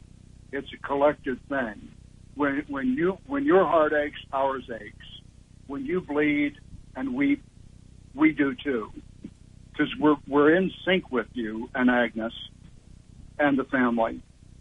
Because that's how we are. It's not only how we are; it's who we are.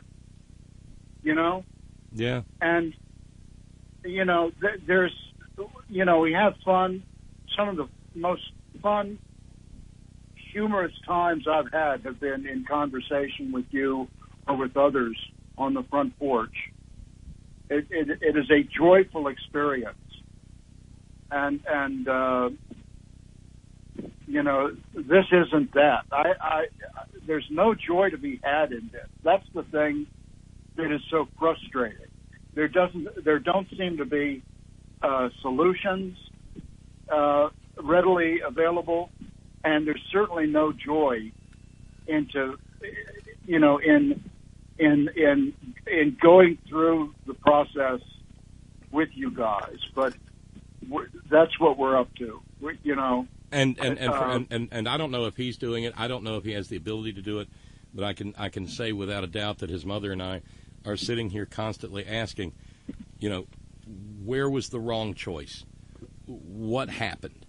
If we had done X instead of Y or B instead of A, and that way lies madness. Because you can't do that.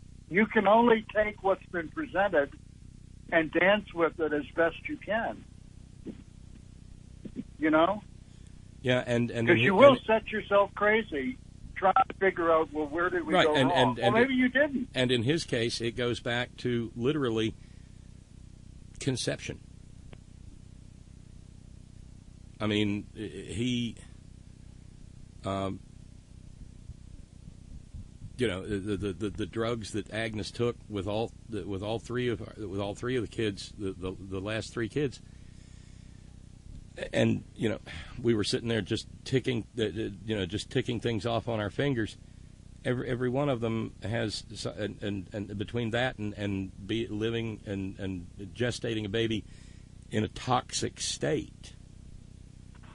I mean, the place where we lived when she was pregnant with them is not technically the coal fields. Instead, there was 100 years of natural gas exploration there. We lived in a house once. We had this wonderful yellow Labrador retriever who was a puppy, and there was a big pond out in front of the house we were living in. And trying to keep a Labrador retriever out of water, you might just as well try to keep a fish out of it. And I remember the first time she saw that water, and we didn't think anything of it. She's a Labrador retriever. She's born knowing how to swim, and it wasn't that deep. And she bolted and jumped joyfully into that water, went for a swim, came out. We toweled her off, understand. And a couple of days later, all her hair fell out. She was the world's largest Chihuahua because it was smack dab in the middle. I think you laugh, but it was smack dab in the middle of the natural gas fields. The water stunk of sulfur, it turned out. And I guess it was before. I can't remember. It was contemporaneous, probably. The pond was full of bullfrogs, and a buddy of mine was big into frog gigging, and I'll never turn down a plate of fried frog legs. They're tasty. So we gigged a bunch of frogs out of that pond and set to to clean them and dress them, and they smelled like gasoline. Yeah, it was awful. I'm surprised there weren't like two-headed frogs and there are whatever. There are cancer clusters over in there. And at the time there was no so-called city water. Everybody had a well. Every well stunk of sulfur. And that's just the way that it was. People probably didn't think twice about it. Well, it's always been that way for at least 100 years. I mean, we were living in a house that was built by one of the biggest rounders and bounders of the gas industry of the early 20th century. We didn't think anything about it. It was a charming little house. It was a charming big house. With a lot of problems. Terrible heat. And the whole area was interspersed with gas lines. And this is even before the fracking boom. And now the place, because that adds it. At one point in time, my grandchildren lived in a house that was triangulated by 3 fracking pads,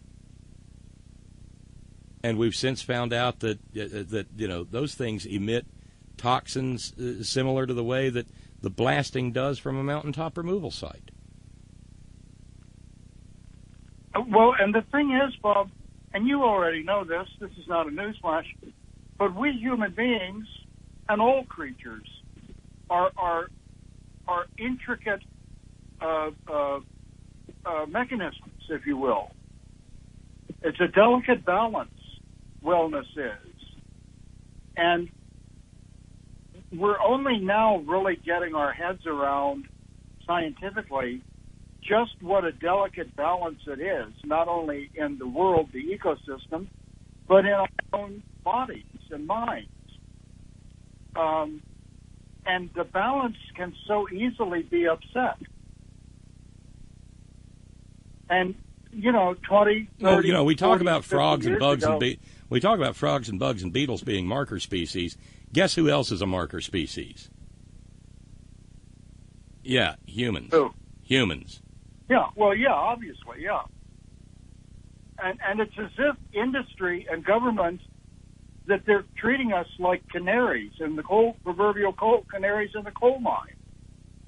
And some of these agencies and industries have known for years what the maddening possibilities are.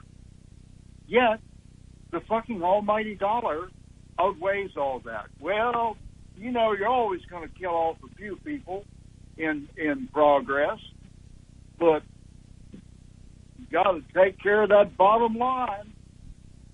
Fuck them. Fuck them and their fucking bottom line. Yeah. We weren't created to live like we currently live in modern society.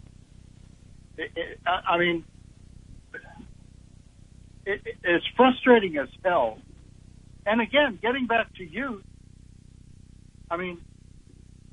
50 years ago, 60 years ago, even growing up as a child of the 60s, on some level I knew this, and there was seemingly more balance, and people were healthier in their outlook and in their opportunities and in their own bodies even. You look at pictures, group photos. I think somebody talked about this not long ago. You look at group photos of a typical group of Americans in the 60s versus a typical group of Americans today, nearly the second decade of the 21st century, and you almost don't believe it. People are all, they look unwell, they're puffy, or outright overweight. All of us probably. I was talking to Tracy last night and complimenting her and applauding her on how well she's been doing with her program. And, just having to mention all of us, every American really could probably stand to lose 20 to 30 pounds and be the better for it,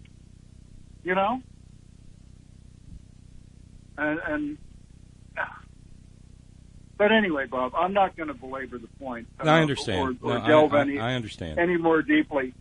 But please know, and I'm sure I'm representative of the sentiment of the entire planetary Horn family. We embrace you both and your son and your family from afar. And, in those dark moments, take some sort of comfort and solace in that knowledge. It'll be tempting not to, but, please do.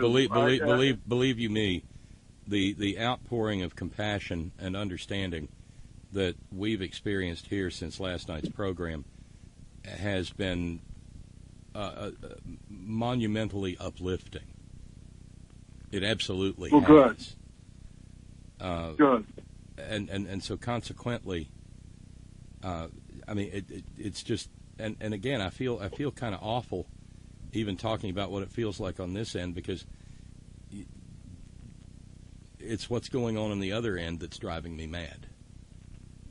I'm not accustomed to being utterly powerless, because it always seems like there's some action you can take, or there should be some action you can take.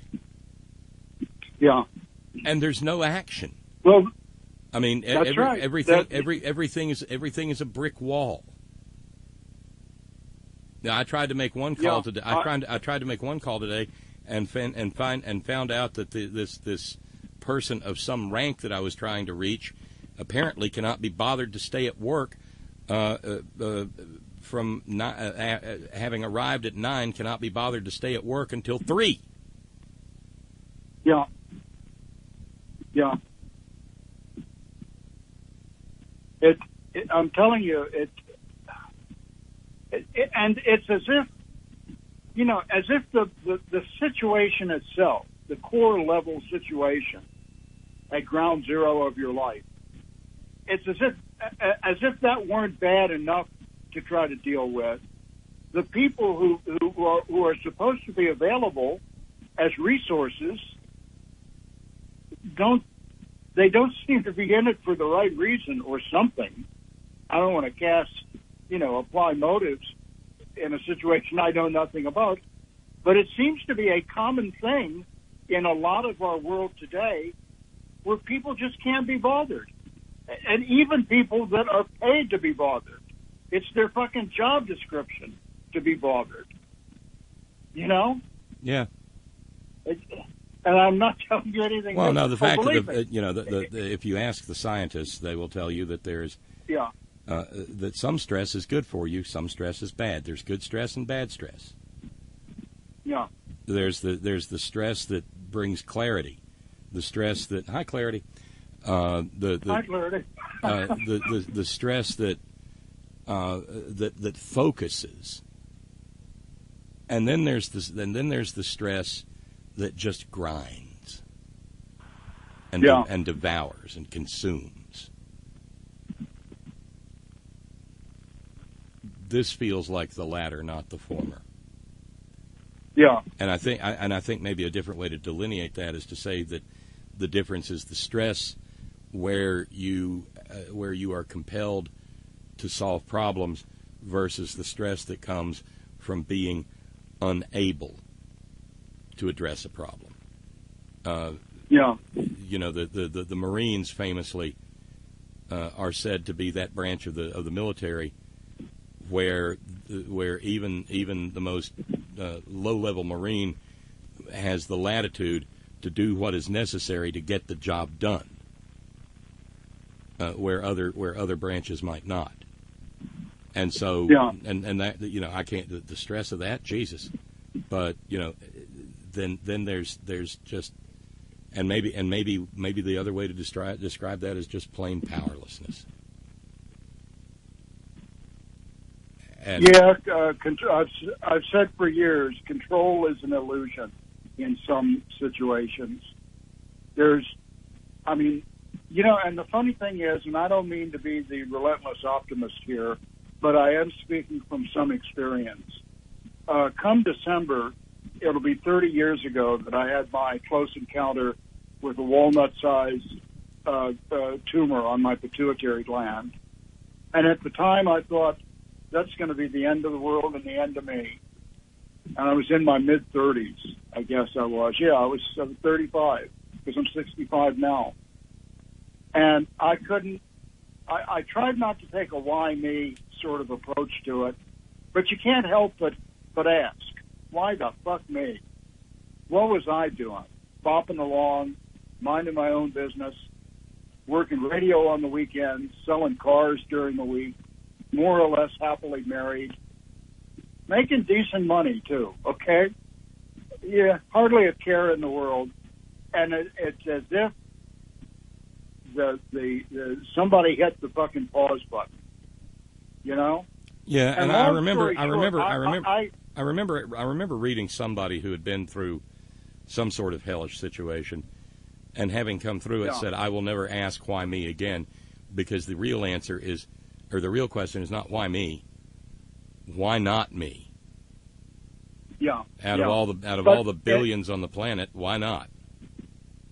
Here's your potential silver lining. If your life is anything like mine, once I got over the initial shock and had the surgery and had recuperated, to the extent that was possible, it ultimately dawned on me at some point not too far later on that maybe the whole purpose of the exercise was to get my attention.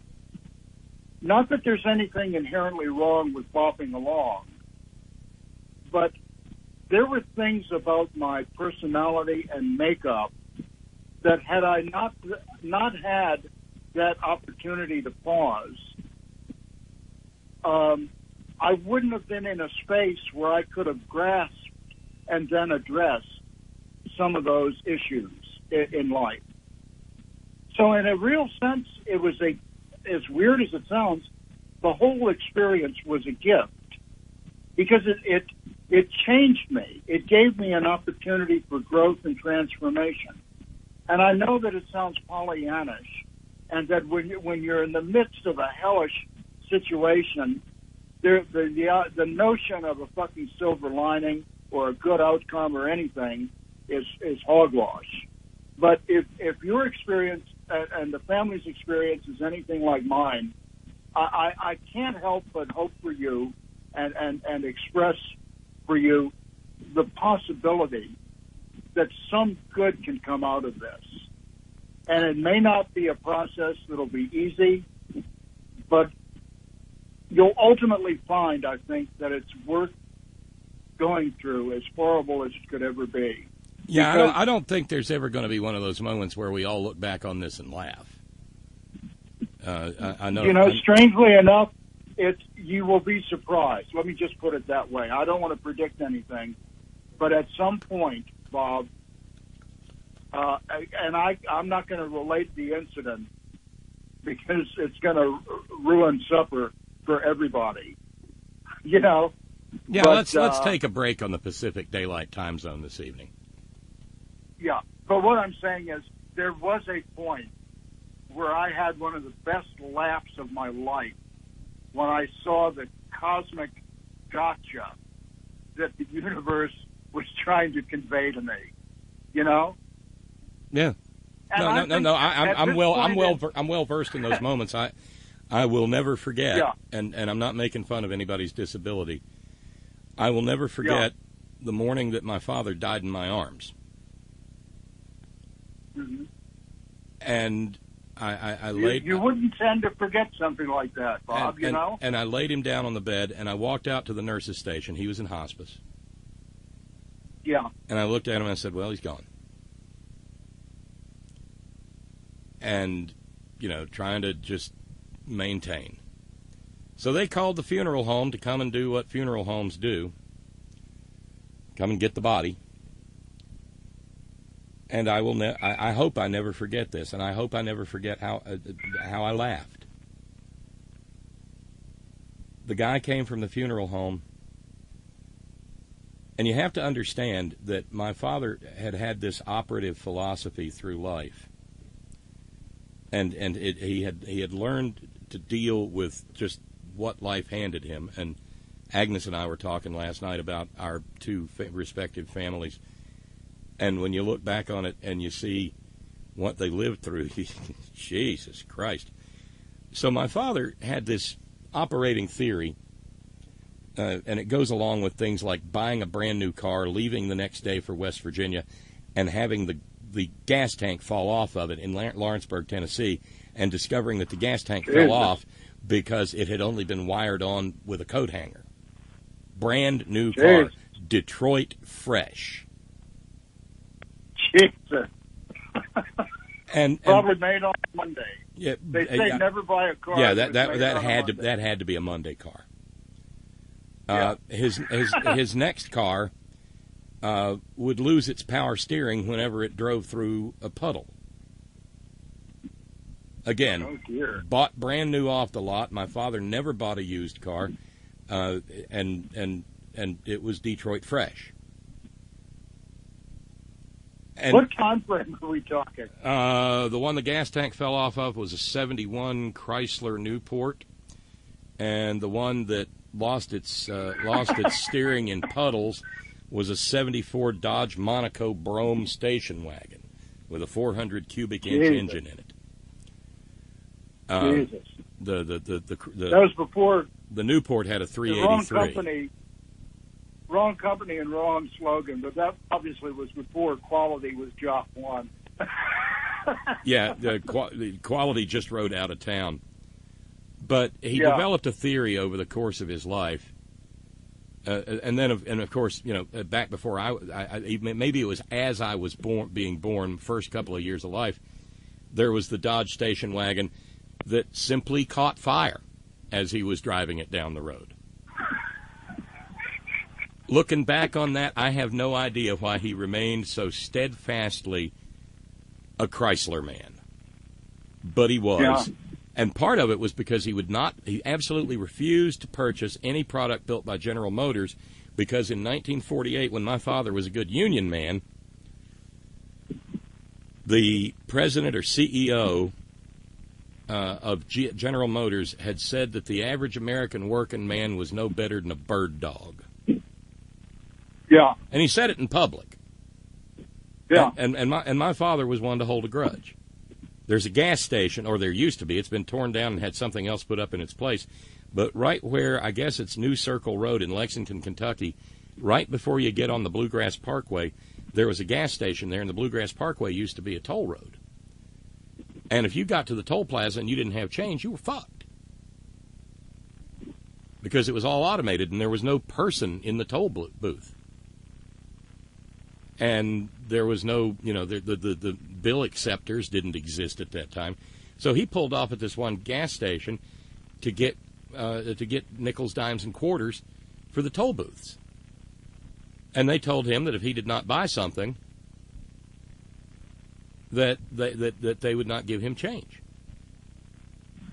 And he said, well, that's well and good. I've bought gas here before in the past, but if you're going to be that way, be that way. And I will never set foot on this property again so long as I live. That happened in the 1960s. He died in 2007, and he kept his word to the end. And he cussed. And he cussed the place every time we drove by it, looking at my mother and saying, "Hey, Margaret, there's those son of a bitches that wouldn't give us coins, wouldn't make change."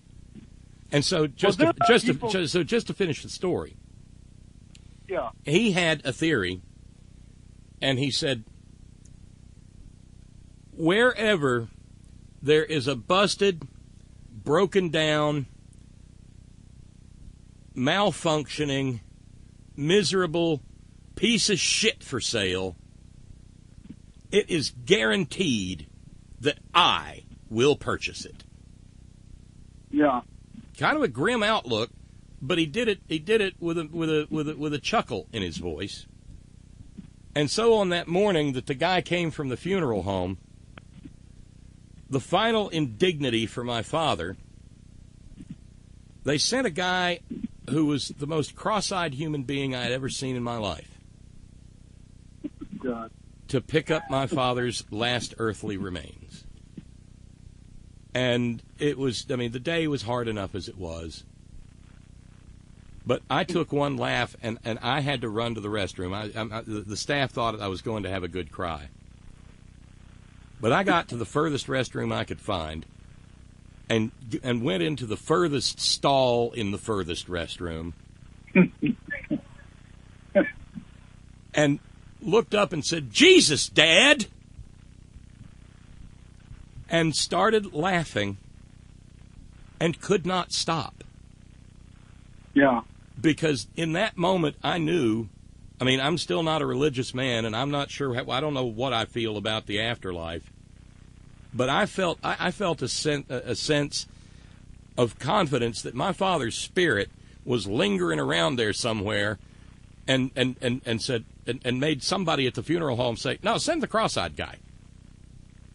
Yeah, yeah. Just for him. Or maybe, you know, maybe up at the pearly gates, somebody said, "Well, you know, he's on his way." "Oh, really? It's him?" "We been fucking with him for 82 years. Send the cross-eyed undertaker." Yeah, yeah.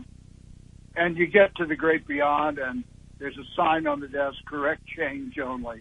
Yeah, exactly. That's about how it goes. Yeah.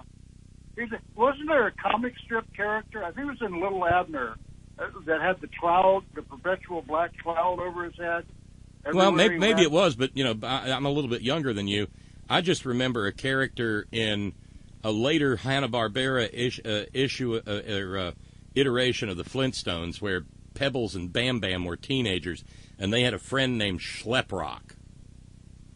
Yeah, who walked around with a lightning-filled, hail and rain-filled cloud that just went everywhere over his head.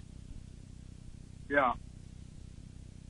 And I remember a guy in school once, nice guy, horrible luck, and he was simply referred to as Disco Dave and his cloud of doom, because wherever he went, the cloud of doom just persisted over his head.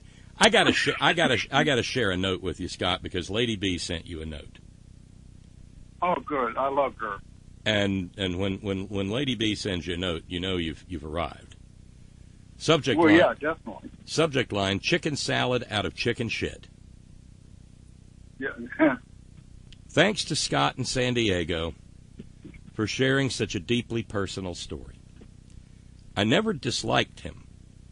However, I got to confess, sometimes I would hear his whimsical stories and think, he's the type of guy who likes to see the sunny side of life and everything. You know, the one who, when life hands you lemons, tells you to make lemon meringue pie or some shit. The type of person I resented the hell out of sometimes. After all, life sucks. Why can't people like him see that? But now, says Lady B, I understand. Now I know that we never really know the sacrifices our friends make just to tolerate us. For every person who gave up and tried to self-destruct, Scott was one who felt life was more precious than that. A person with a sense of purpose, the ability to see the glass as half full, is not a Pollyanna. They are actually quite powerful. Folks like that can help the rest of us through the darkness, but we have to let them. Thank you for not succumbing to the darkness, Scott. Thank you for believing there are more good humans than bad ones. Know that you are heard and loved. Thanks again for sharing your powerful story. Lady B. Damn. Shall I will. Lady B made me cry, Bob. But in a good way. A powerful woman. Yes, that's a powerful woman that can bring tears to my eyes. Well, I will copy and paste Mercy. this into an email and send it to you so you can print it out and put it on your wall. I don't have a printer, Bob.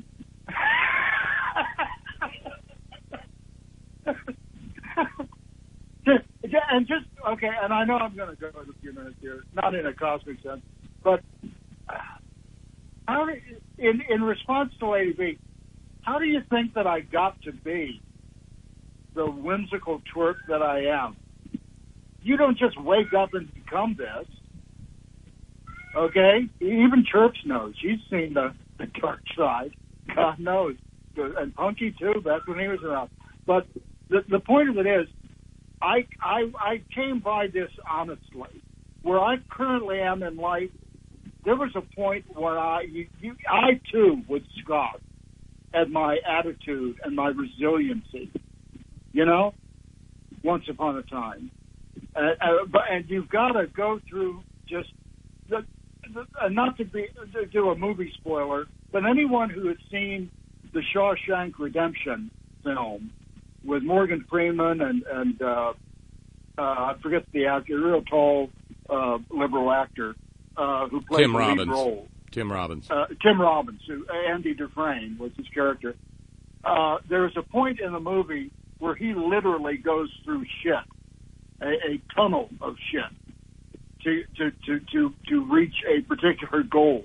Okay, and you've got to do that in life. Sometimes you've got to go through the fucking tunnel of shit that's 2 football fields in length.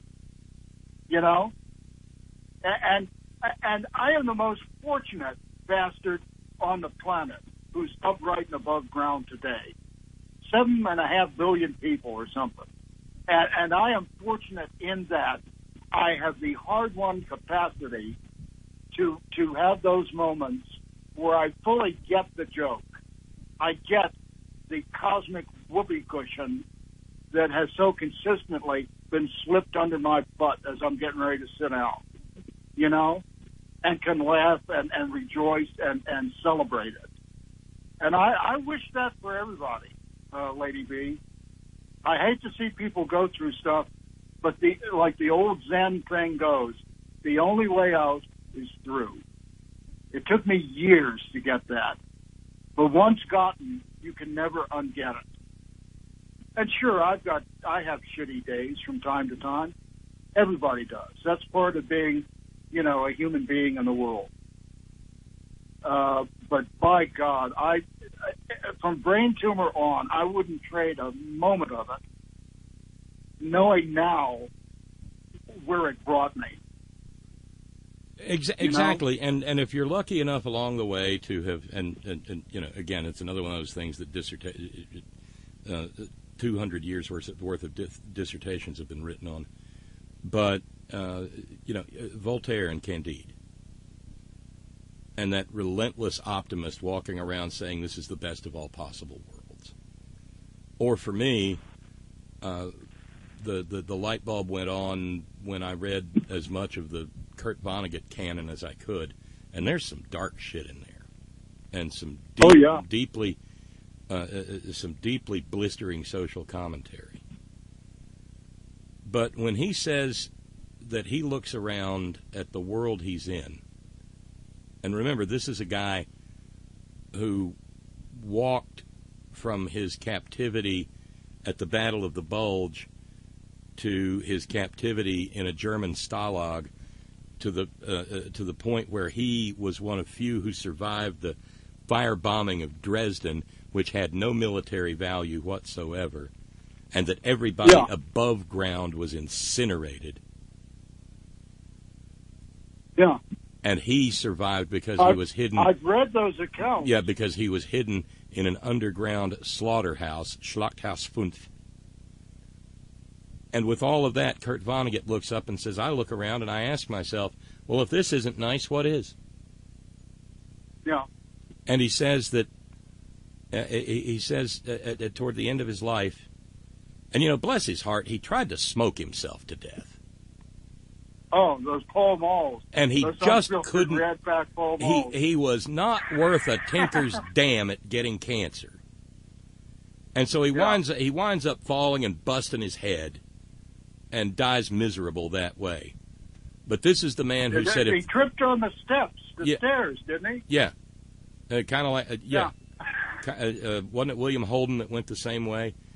But this is the guy who gave us on the edge of a coffee table. This is the guy who gave us, if this isn't nice, what is? Who also said, toward the end of his life, I am more convinced than ever that we were put here to fart around, that we were put here to dance, and then sort of wrote his own epitaph describing what a glorious experience it was to have been allowed to become sitting up mud. Yeah. Mud that got to think, mud that got to see, mud that got to experience. And he did it all without a God. Yeah. Meanwhile, the contrary of that comes from Randy in PA, who says, you are a fluke of the universe. You have no right to be here. Who, me? No, Randy in PA. You are a fluke of the universe. You have no right to be here, and whether you believe it or not, the universe is laughing behind your back. National Lampoon. Yeah. That would probably be Douglas Kinney and Charles Beard. Yeah, sounds about that along that line. That's wasn't that the anti-desiderata that left 45? Right. Yeah. Exactly. I think they did a recorded version of that. I think you can find it on YouTube. And I saw somewhere on social media today, Scott, a link to an Onion piece, and I'm still nerdy enough that I find the Onion to be hilarious. They're just having trouble with their material because they can't quite come up with anything as stupid and wacky and unbelievable as the reality in which we find ourselves living. But it was a piece from like 2016 or something. And the headline was, FBI warns of Al-Qaeda plot to sit back, chill, and watch us collapse. And there were quotes in there from, made up quotes. They made up quotes from Ayman al-Zawahiri, who is a real person, and I think the Onion needs to be looked into for treason because the Al-Qaeda didn't really say that. But it quoted Ayman al-Zawahiri as saying, yes, from Pakistan to Yemen to Algeria, from Somalia to Algeria, we have informed all of ourselves that they are to just chill, kick back, and laugh and watch as America's bridges crumble, as its roads turn to gravel, as its people get sicker without health care, and as its once mighty economy is reduced to nothing. And then it came back with something from the FBI agent saying, well, if they persist in this, we may all be doomed. And that was the laugh line because, the FBI guy is utterly oblivious to the fact that they're just kicking back and chilling while we do it to ourselves. Yeah. Jeez.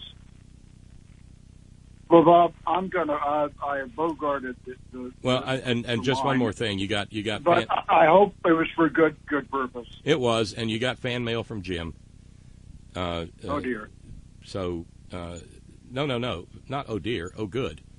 Jim, oh good. Okay. Jim's, well, I'm so unused to fan mail. Jim simply noting, not simply noting, but noting, I hear you, brother, because Jim has had his own journey down a hellscape of a road and has still managed to figure out a way to laugh. Yeah. It's a gift, I'm telling you. Which, by the way, is the name which is the name of a hilarious W.C. Fields film. Yes, it's a gift. Yeah. Is that the one where the young starlet, I forget what her name was, Betty Jean or something, looks at him as he's drinking and says, "Uncle, whatever, what are you drinking?" And he does that double take where he kind of flinches and jumps, and he says, "Oh, it's nanny goat's milk. It's very sweet." And there's a scene where he's falling through the air, and he's got the thermos with him, and he's trying to pour the nanny goat's milk while he's falling. Yeah, it's very sweet. God. Well, I will go, and I'll leave the Horn family and the universe with this message. In as much as you're able to do it, welcome adversity, because in it are the seeds of something that you would never expect. Let's just put it that way. And just know that I'm not the family spokesman here, but I've got the talking pillow, so what the fuck? I hope that it is endlessly conveyed to you and hits home at the darkest moment that we're with you, man, and we love you. So, I mean, the same goes for Agnes and the rest of the family. So, and Lady B, you made my day. I look forward to getting that thing. So if and when I do get a printer, I can print it out and frame it and have a talented seamstress do a cross stitch or needle point. Now there you okay. Now you're talking. Now you're talking. Yeah. I'd go for cross stitch and frame it and hang it on the wall, like maybe where you see it every night before you go to sleep and every morning when you awake. One last thing, and it's quick. There's back in the early 70s, I learned of the presence on the planet of a cartoonist out here in Santa Barbara by the name of Ashley Brilliant. He has a collection of over 10,000 pot shots. These are mailable postcards, U.S. postcards, with little rudimentary artwork and witty sayings. And one of my favorite pot shots, and this may be my epitaph, if I can get them to chisel it onto the stone.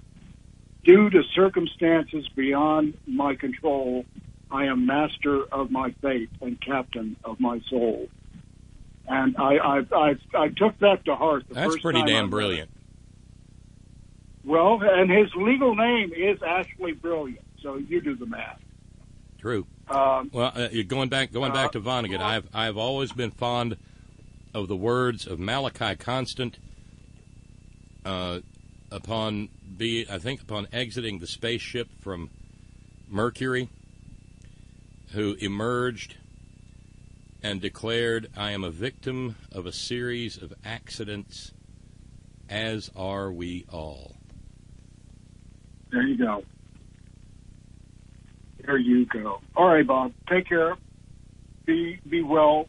Be happy as you can. And keep on keeping on. All right, you too. Take care, Scott. Okay, see ya. Thank you for your kind words. Bye now. You're more than welcome. See ya. Later. And going back down the email chain for just a moment to James in Illinois. Subject line: "Fuck Chrysler products. I've owned 3 of them. Each had its own story. All were lemons to varying degrees. 3 strikes, they're out." And I followed in my father's footsteps to a certain extent. I bought the big rusty red pickup truck in 1995. It served us well, but along the way it did develop a problem with the fuel pump. And in a moment of pure engineering genius, instead of having a fuel filter that was in the fuel line where you just pop the line, you change the filter, no, the filter itself was attached sort of like the mantle on a Coleman lamp to the fuel pump itself down in the bowels of the gas tank. And so when that thing got clogged, you were screwed. And on the rusty red pickup truck, it manifested itself by fuel starving, preferably with a semi going 75 miles an hour bearing down on us in a part of the West Virginia Turnpike where there was no median, only guardrail. That actually happened. I was taking Agnes to the doctor, and it started. and the semi was bearing down, and I hit the flashers and started tapping my brakes, hoping the semi would have the common sense to go, get out and go around. And he did, because we're here. But for a minute there, I looked at her and said, "Just in case, dear, I've been very happy. I've loved you every minute of the way." And I don't do that very often, and she knew I was serious. Yeah, Richard in the chat room says you had to drop the entire gas tank to change the filter. Well, you couldn't just change the filter. You had to change the whole fuel pump. And apparently that was a thing that caught on with Chrysler, because it also happened to us in a Dodge Durango, and it happened to us in an Eagle Vision sedan. Every one of them it happened to, because the thing was so far down. The way that gasoline is formulated now, it was so far down in the gas tank, because the fuel pump has to be able to get to the last of the gas, that the thing would suck up all the detritus and varnish, and it was predestined to clog, and replacing the damn thing was every bit of $300, and it happened 3 times, and that is why I am presently in a Ford. So there's that. And the sad thing is, oh wow, we've gone far afield. I saw photos of the 2020 Dodge Barracuda. I wish they wouldn't do this to me. 5.7 liter V8 gas guzzling Hemi. Jesus. And the design, that was always the thing. Chrysler was good with design. They made beautiful looking automobiles. It's just that they weren't so good at being beautiful going automobiles.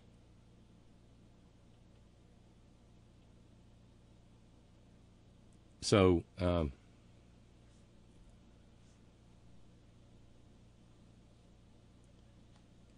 I don't know how I don't know how that became a thing. Richard pointing out, yeah, but I actually had 3 excellent Chrysler cars. You had to get them from Goodyear's.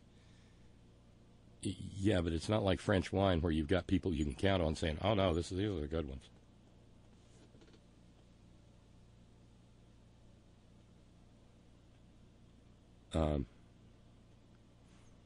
So we've got just a little bit less than a half hour remaining in the program. If you want to get in on the conversation. Oh, funny. Driven Slush in the chat room says, so there were 3 good years. 3 cars, 3 good years. Yeah, that's about how it works. Now, the rusty red pickup truck turned out to be magnificent, and I would be remiss if I did not say that on the 31st day of December 2011, back, climate change, Chinese hoax, on the 31st day of December 2011, when it was 72 degrees outside,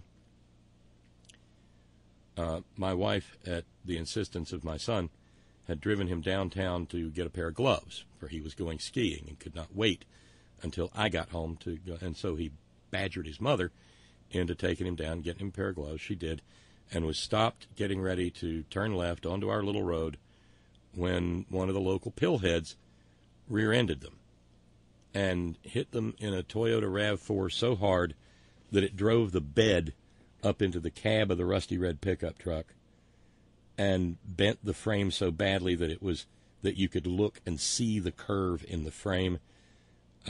It gave my son and my wife both a concussion. They both had their seat belts on, but they still got smacked. But that truck saved their lives. So, lest anyone think that it was and it had 130,000 miles on it, and except for the fuel filter problem, it was a mighty fine truck. So,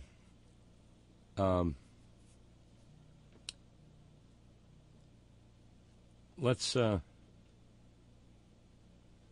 see who we've got on the stress line there, and among other things,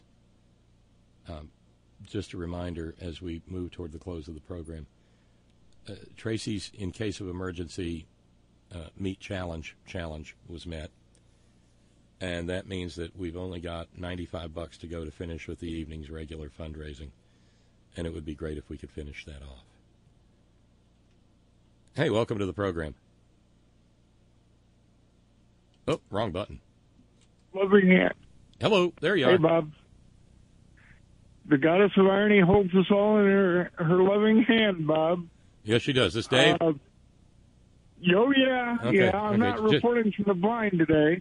No? I'm on the island of sanity, puppy sitting. Ah, well, okay, a noble undertaking. Well, Christine got a second pit bull puppy. Oh. Sweetie's litter mate, Freddie. And the funniest thing is watching these two play, because Sweetie will get under Freddie and then stand up real quick, and he'll stumble, and I guess it passes for what happens with a dog joke. But it's been interesting. Last night was the anniversary of the fire. You might recall I got burned out 2 years ago. Yes, I do. And I. That's a hell of an infamous date. I need to write that down. The second day of October, Dave. You get burned out. Tom Petty dies, and Jamal Khashoggi gets chopped into chutney by our partner in peace, Mohammed bin Bonesaw. Well, speaking of Mohammed bin Bonesaw, I heard something that a Australian army band did when he had a state visit. They played the Vader March. Oh, God, I would love to know that that's absolutely true. And, of course, he didn't get the reference. Right. Right, of course. Yeah, because he's just a clueless little fossil fuel hydrocarbon punk with a bunch of money. But the beauty of it is, Bob, every Australian official that was there was rather uncomfortable because they got it. Well, that's the and you know what? You'd be uncomfortable too. I mean, you got a guy who orders people to be murdered and dismembered while still alive with a goddamn bone saw. Yeah, I'd be a little nervous too. Well, here's the beauty of it, and it's good to hear from Crocodile Kincaid. Well, thank you. Every once in a while. Yeah. But we have to cite Ron and Raleigh for that shtick. That belongs to him. I heard about Bernie suspending his campaign. Yeah, because of his health issues. I'm glad you brought. I wish him well. Yeah, and I'm glad you brought that up because I want to make mention of something. Remind me, but you go ahead. My question is, the always burners, who ended up voting for Trump or Jill or whatever. Do you think they're going to sit out the election because their man? Well, right now they're not. Well, he's not out of the race. He's just suspended the campaign. He has suspended until such time. He pulled his Iowa ads, and he's suspended until such time as he gets. What I read, until he gets the medical go-ahead to get back busy. I mean, stenting is, as compared to say getting one's chest cracked, a much less insulting. Invasive. It's much less invasive, and it's much less of a surgical insult. It's literally a matter of cutting a hole into the artery in your arm or your groin, and you go up and you take the little camera and you look around, you find the blockage, you take the stent's unexpanded, it's got a balloon inside of it. You go up into the blockage and you blow up the balloon. The stent expands, the artery's opened up, and I mean you're not even unconscious for the procedure. But you have to lay really still for like 12 hours. You can't move because you've got to give the... Oh, that's got to be hell, especially for a guy like Bernie. You've got to give the artery a chance to close up. Now, that may have changed some because Cleveland Clinic pioneered a technique whereby they came up with some sort of a plug, so the time flat on your back not moving was reduced. But I'm glad you brought up, and I wish nothing but the best for Bernie. Absolutely. I voted for the guy in the. I voted for him in my primary in West Virginia in 2016, and I was proud to do it.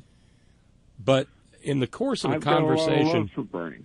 There was a conversation between Ali Velshi over on MSNBC and their chief medical correspondent, or whatever he is, financial correspondent. No, their medical correspondent. I think his last name's Turner or something. I don't know. Doesn't really matter. Oh, okay. And he was laying out what I just did. I'm repeating what he repeated. But I also have real-world experience with my dad to know that what he was saying was correct. But then he said, they're telling Bernie that he might get out Sunday. And he said, ordinarily, most people who have a stenting procedure are out a lot sooner than that. Okay. Yeah, but isn't he like 87 years old or something like that? No, he's 78. Nice try, but backwards. Okay. He's 78. No, I got it backwards. But what grabbed me, Dave, is he said, well, most people are out a lot sooner than that, and you can be back to work in no time flat. He said, but they'll probably keep him a little bit longer because nobody wants to be the doctor. And he said, Bernie's a very high-profile figure, and nobody wants to be the doctor who released him and then something unfortunate happened. And they want to be extra careful with him. Yeah, but in that moment, and bless Bernie's heart, Bernie has talked about the fact that, hey, I could get this badly needed procedure. How many Americans couldn't? All right? Yeah. So I think he's going to go for that Medicaid for all thing full force now. Yeah, and he's absolutely right in that regard. And anybody who does any of these candidates who do not have a plan that guarantees that every American can get access to life-saving health care. I don't give a shit about insurance. Go see the doctor. There's not an insurance executive in this country who could close a fucking wound with a stitch. There's not an insurance executive in this country who could prescribe a medication. They're drones. They're useless. They're a drag on the culture and a drag on the healthcare system.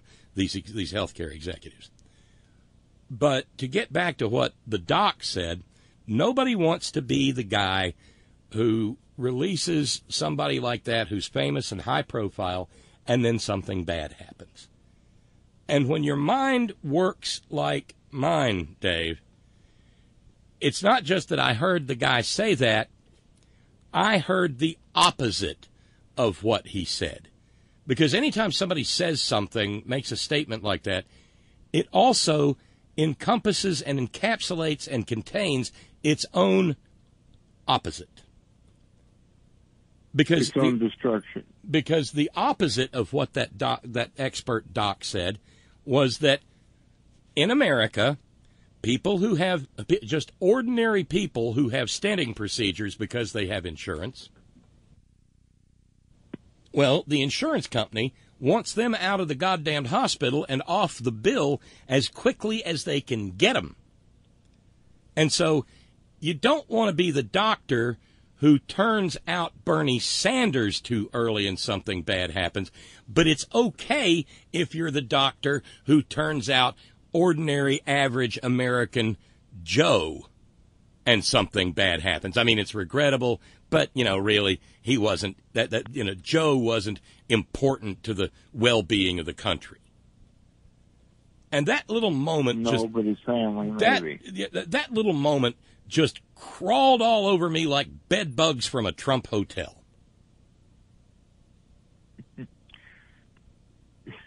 Because it was an admission, Dave, that the care that even insured people get in this country is often substandard and is often driven by financial concerns and not concerns over what is adequate health care, or in fact what the standard of care is.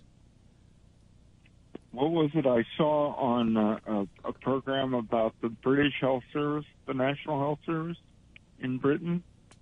Somebody asked a Londoner how they felt about their medical bill, and these people looked at them and go, "What bill? Are you out of your mind?" But I have a feeling. If I'm sick, I go to the doctor. Yeah, I have a feeling that if Bernie heard that passage, he'd probably be outraged too, because it meant it was an admission on that doctor's part that they're in it for the profit. Well, that doctors aren't really motivated by patient well-being, but rather they're by employees of the insurance company. Well, yeah, or that in essence, or that every patient they have to care for an extra day is one less procedure they can be doing. I'm very fortunate in that, as I said a couple of weeks ago, I had to check myself into the hospital. And this has happened a couple of times with me. And having lived with Christine and lived through her thinking she was back at Fort Jackson and she was on the 7th floor of a building and she thought her bunk was out the window, and I had to talk her out of it and fool her into thinking that I was taking her to the base hospital. When in our early days that things have improved as far as the care, but I'm dreading the $4,000 bill for the hospital stay, because I was there for 2.5 days. And it would make a hell of a lot more sense if you treated physical health the same, or mental health the way you treat physical health. Like you said, you don't yell at somebody for having the flu, but if you have major depression or schizophrenia or any of those, there's the instant, oh, it's a failure on your part, and it's not. It's not a failure on the person who has its fault. I have mental illness that runs, well, no, it doesn't actually run. It flies through both sides of my family. Well, and my sister told me that's kind of the way, alcoholism doesn't walk or crawl through ours; it gallops, and so one has to be extremely careful. And my sister had to remind me when I called her that my mother was not a well woman mentally toward the end of her life, and she never really had been. And I never thought about it. But my grandfather on my father's side was a schizophrenic. You were asking, you ask yourself a question in your case about what did we do wrong? Chances are it wasn't anything you did or didn't do. And that is there's a large biological component. Yeah, sure, and a genetic component. But the other part of it is that while one may rationally admit that, it doesn't stop the questions from bedeviling. And it doesn't stop the pain. Right. But my advice to you is, if you're feeling that way, go ahead and feel that way. Don't fight it, because if you fight it, you don't work your way to where you can adjust to it. I mean, I'm never going to be a well man mentally. I know this. You seem to be fair, you seem to hold it pretty well together in our calls. So there's that. Well, yeah, but you haven't heard me when I hear one of these right-wing Trump pansies in one of your clips, and I'm going, God damn, and I get so irritated with them because they're morally right, and those of us on the more progressive end of the things that want to see people cared for are somehow evil and nasty. And that's coming from corporate America. I worked for a division of Citigroup in my younger years, 15 years ago. And the way you would hear these people talk about finance,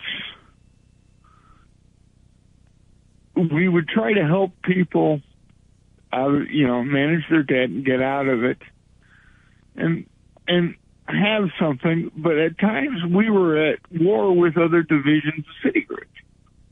At the time, Citigroup owned Travelers Insurance.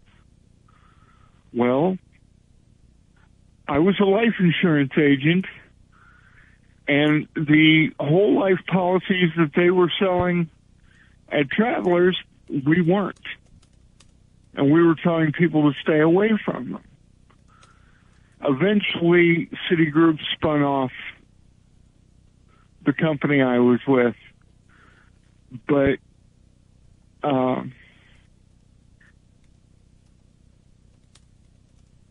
you would have these guys who would go, well, Republicans have better ideas about this than Democrats.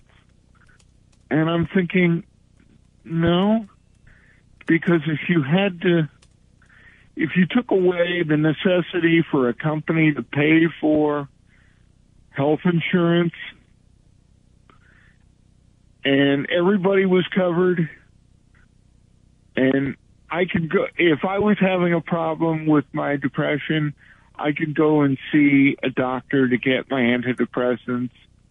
I mean, I see a psychologist every other week and have been working with him for the last 7 years. And I don't trust doctors or mental health professionals. This is something you're going to deal with Ferg possibly, is that he may not trust them.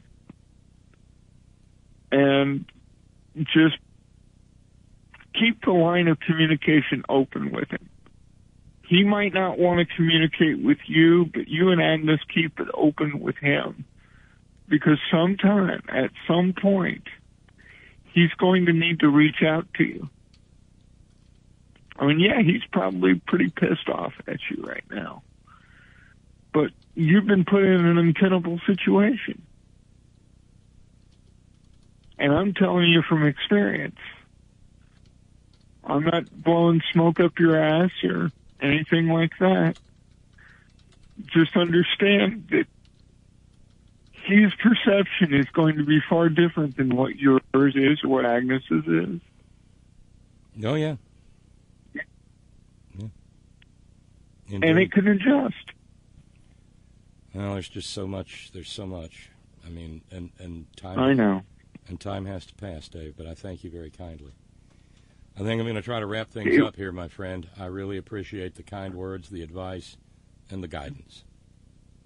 Well, just remember, comedy has the Latin root commodus, where we get the toilet from. You're going to make me look that up. Oh, I hear the puppy. Well, am I wrong? Well, I don't. Am I wrong? I don't know. I mean, does that mean the guy the emperor who followed Marcus Aurelius would be known in English as the Emperor Toilet? Yes. But then there's but then there's also accommodate. Actually, it means comfort in Latin. Yeah. Okay. Commodus means comfort in Latin. I didn't have a brain cell with that on it, at least not immediately to hand. Dave, have a great evening. But pet the puppies for us. I will, Bob. You take care of yourself. I will. and the beloved Christine just walked in. That's why they were barking. Ah, wonderful. So, well, my best to the beloved Christine, please. All right. You take care. Good night, Bob. Bye, Dave. Our buddy Dave, not reporting from the blind.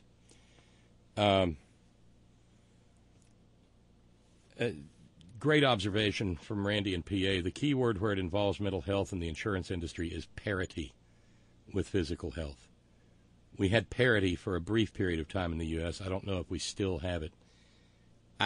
Just based on what we're observing, that would be a no. And once again, you can never tell what's going to capture the imagination of this community. Apparently, the Chrysler discussion did. Brother Deacon Asa says, I don't want to pile on, but there's a reason they say get out of Dodge. I had a Dodge Caravan with 30,000 miles on it. The sumbitch acted like a horse and carriage when shifting between gears. I kept taking it back to the dealer, where they told me, with a straight face, mind you, that I ain't driving it right. The text, I added the accent, but the grammar was entirely Asa's. The text said, you got to drive it like it's stolen. I said, I have two other cars, one a Ford, another a Nissan, and I don't seem to be driving them wrong. Asa observes, bunch of assholes, as the dude would say. Oh, a dude reference. Cool. And Darlene had asked a question saying that, and if anybody wants to chime in post-show, it's welcome. Darlene asked a question saying, dang, any opinions on the Chrysler Pacifica? I'm getting scared off them now. I test drove one a few years ago as they have stow-and-go flooring, which they just remove and do some minor modifications to make it power wheelchair accessible. No major restructuring of the frame necessary, which is why it was my first choice. Darlene, I hate to break it to you, but I put the question to Brother Deacon Asa, and Asa's the only input I have so far. Well, just like you said, they're designed to look great, but routinely unreliable. Pacifica is practically Fiat. On the other hand, Brother Deacon Asa adds, I'm going to pick up my Ram 1500 from the mechanic this evening with a $1,700 bill awaiting me. Front and rear suspension was shot, and somehow the rotors like to dissolve in a relatively short period. To their credit, the suspension was probably due. Truck has 100,000 miles on it. You got a Chrysler product to 100,000 miles. Somebody get, Chrysler should give out the badges like Mercedes-Benz does. James in Illinois, with his Chrysler story, says, and I guess we can write off getting Fiat Chrysler as a sponsor of the program. The last one was the worst. Mid-90s Dodge Intrepid. Beautiful car. Yeah, they were. That was that was when Chrysler invented that cab-forward design. They were lovely. That's what the Eagle Vision was. Cab-forward, same thing as an Intrepid. Beautiful car. Do not ever drive through standing water in one. I'm not talking mid-door. Oh, no. Just up to the undercarriage. The geniuses at Chrysler decided that the air intake is down there. So if you drive through about 7 or 8 inches of water, it sucks into the engine, and the engine then is no more. I have driven my old Ford pickup through water that did come up around the door. It was scary. You can't stop because that'll suck water into the exhaust. But the good old truck, the good old Ford truck, got us through. Well, James, if it's any consolation, it was 2017. We were in New Orleans, and I'd gotten the call to go on All In with Chris Hayes to talk about the opioid crisis in West Virginia. And usually when I get the call, I'm up here, and they say, do we need to send a car? And I'm like, no, you'll never find me. And so I say, no, I'll just drive on down. And I go down to the mountain to Charleston and whatever. Good times had by all. But they sent a car for me in New Orleans. And the day before, they had that flood that happened it was just an August thunderstorm in New Orleans, and those things are epic, and New Orleans is mostly below sea level. And so the pumps failed. And so New Orleans flooded fairly epically for such a blasé thunderstorm. Well, they sent a 7 Series BMW limo to pick me up, which was kind of ritzy if you want to get right down. I mean, I was impressed. But the driver told me, I said, nice car. He said, yeah, we're not buying anymore. We'll find something else.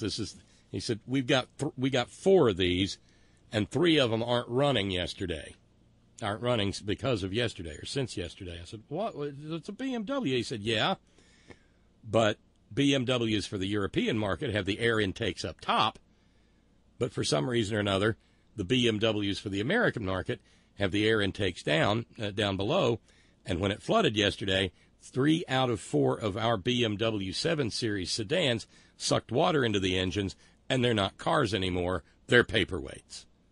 That's a BMW, James. I don't know. Maybe the guy left Chrysler in the mid-'90s and went to work for BMW. Oh, Jesus. So, that.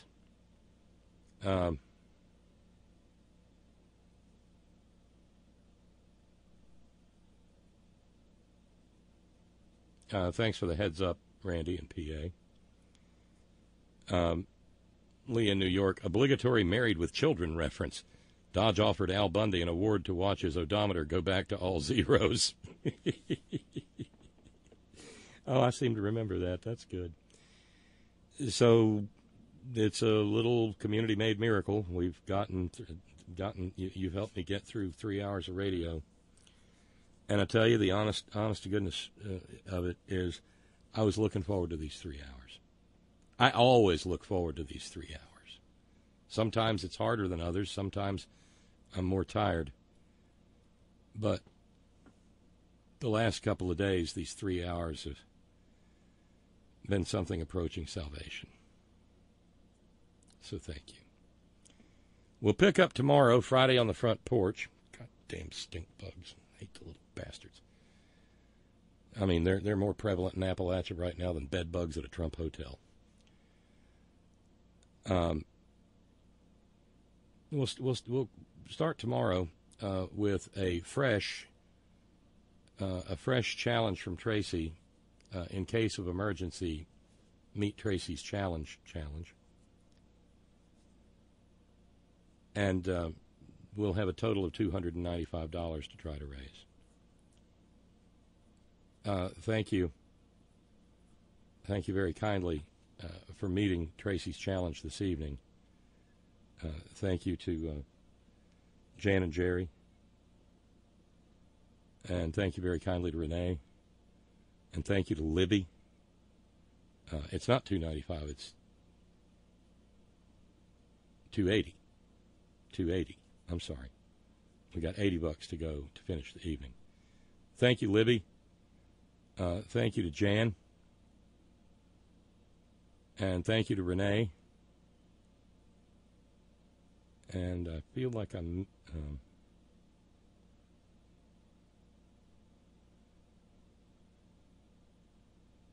yeah, there we go.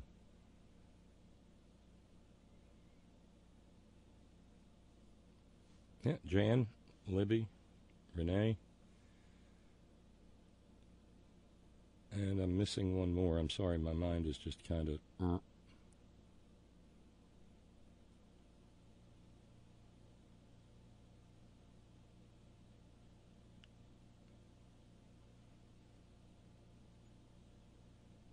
But at any rate, I think I thanked everybody along the way, and thank all of you for being part of this community.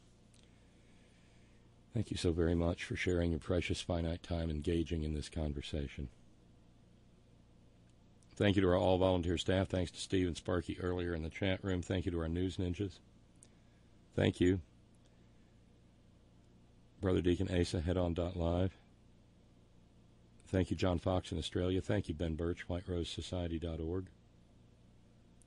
Thanks to the hardest working, bravest people I know, the men and women of Coal River Mountain Watch, crmw.net, 20 years at the forefront of the struggle for human rights and environmental justice in Appalachia. And always, always, always, Gina, it's all for you. And I love you, son. Later.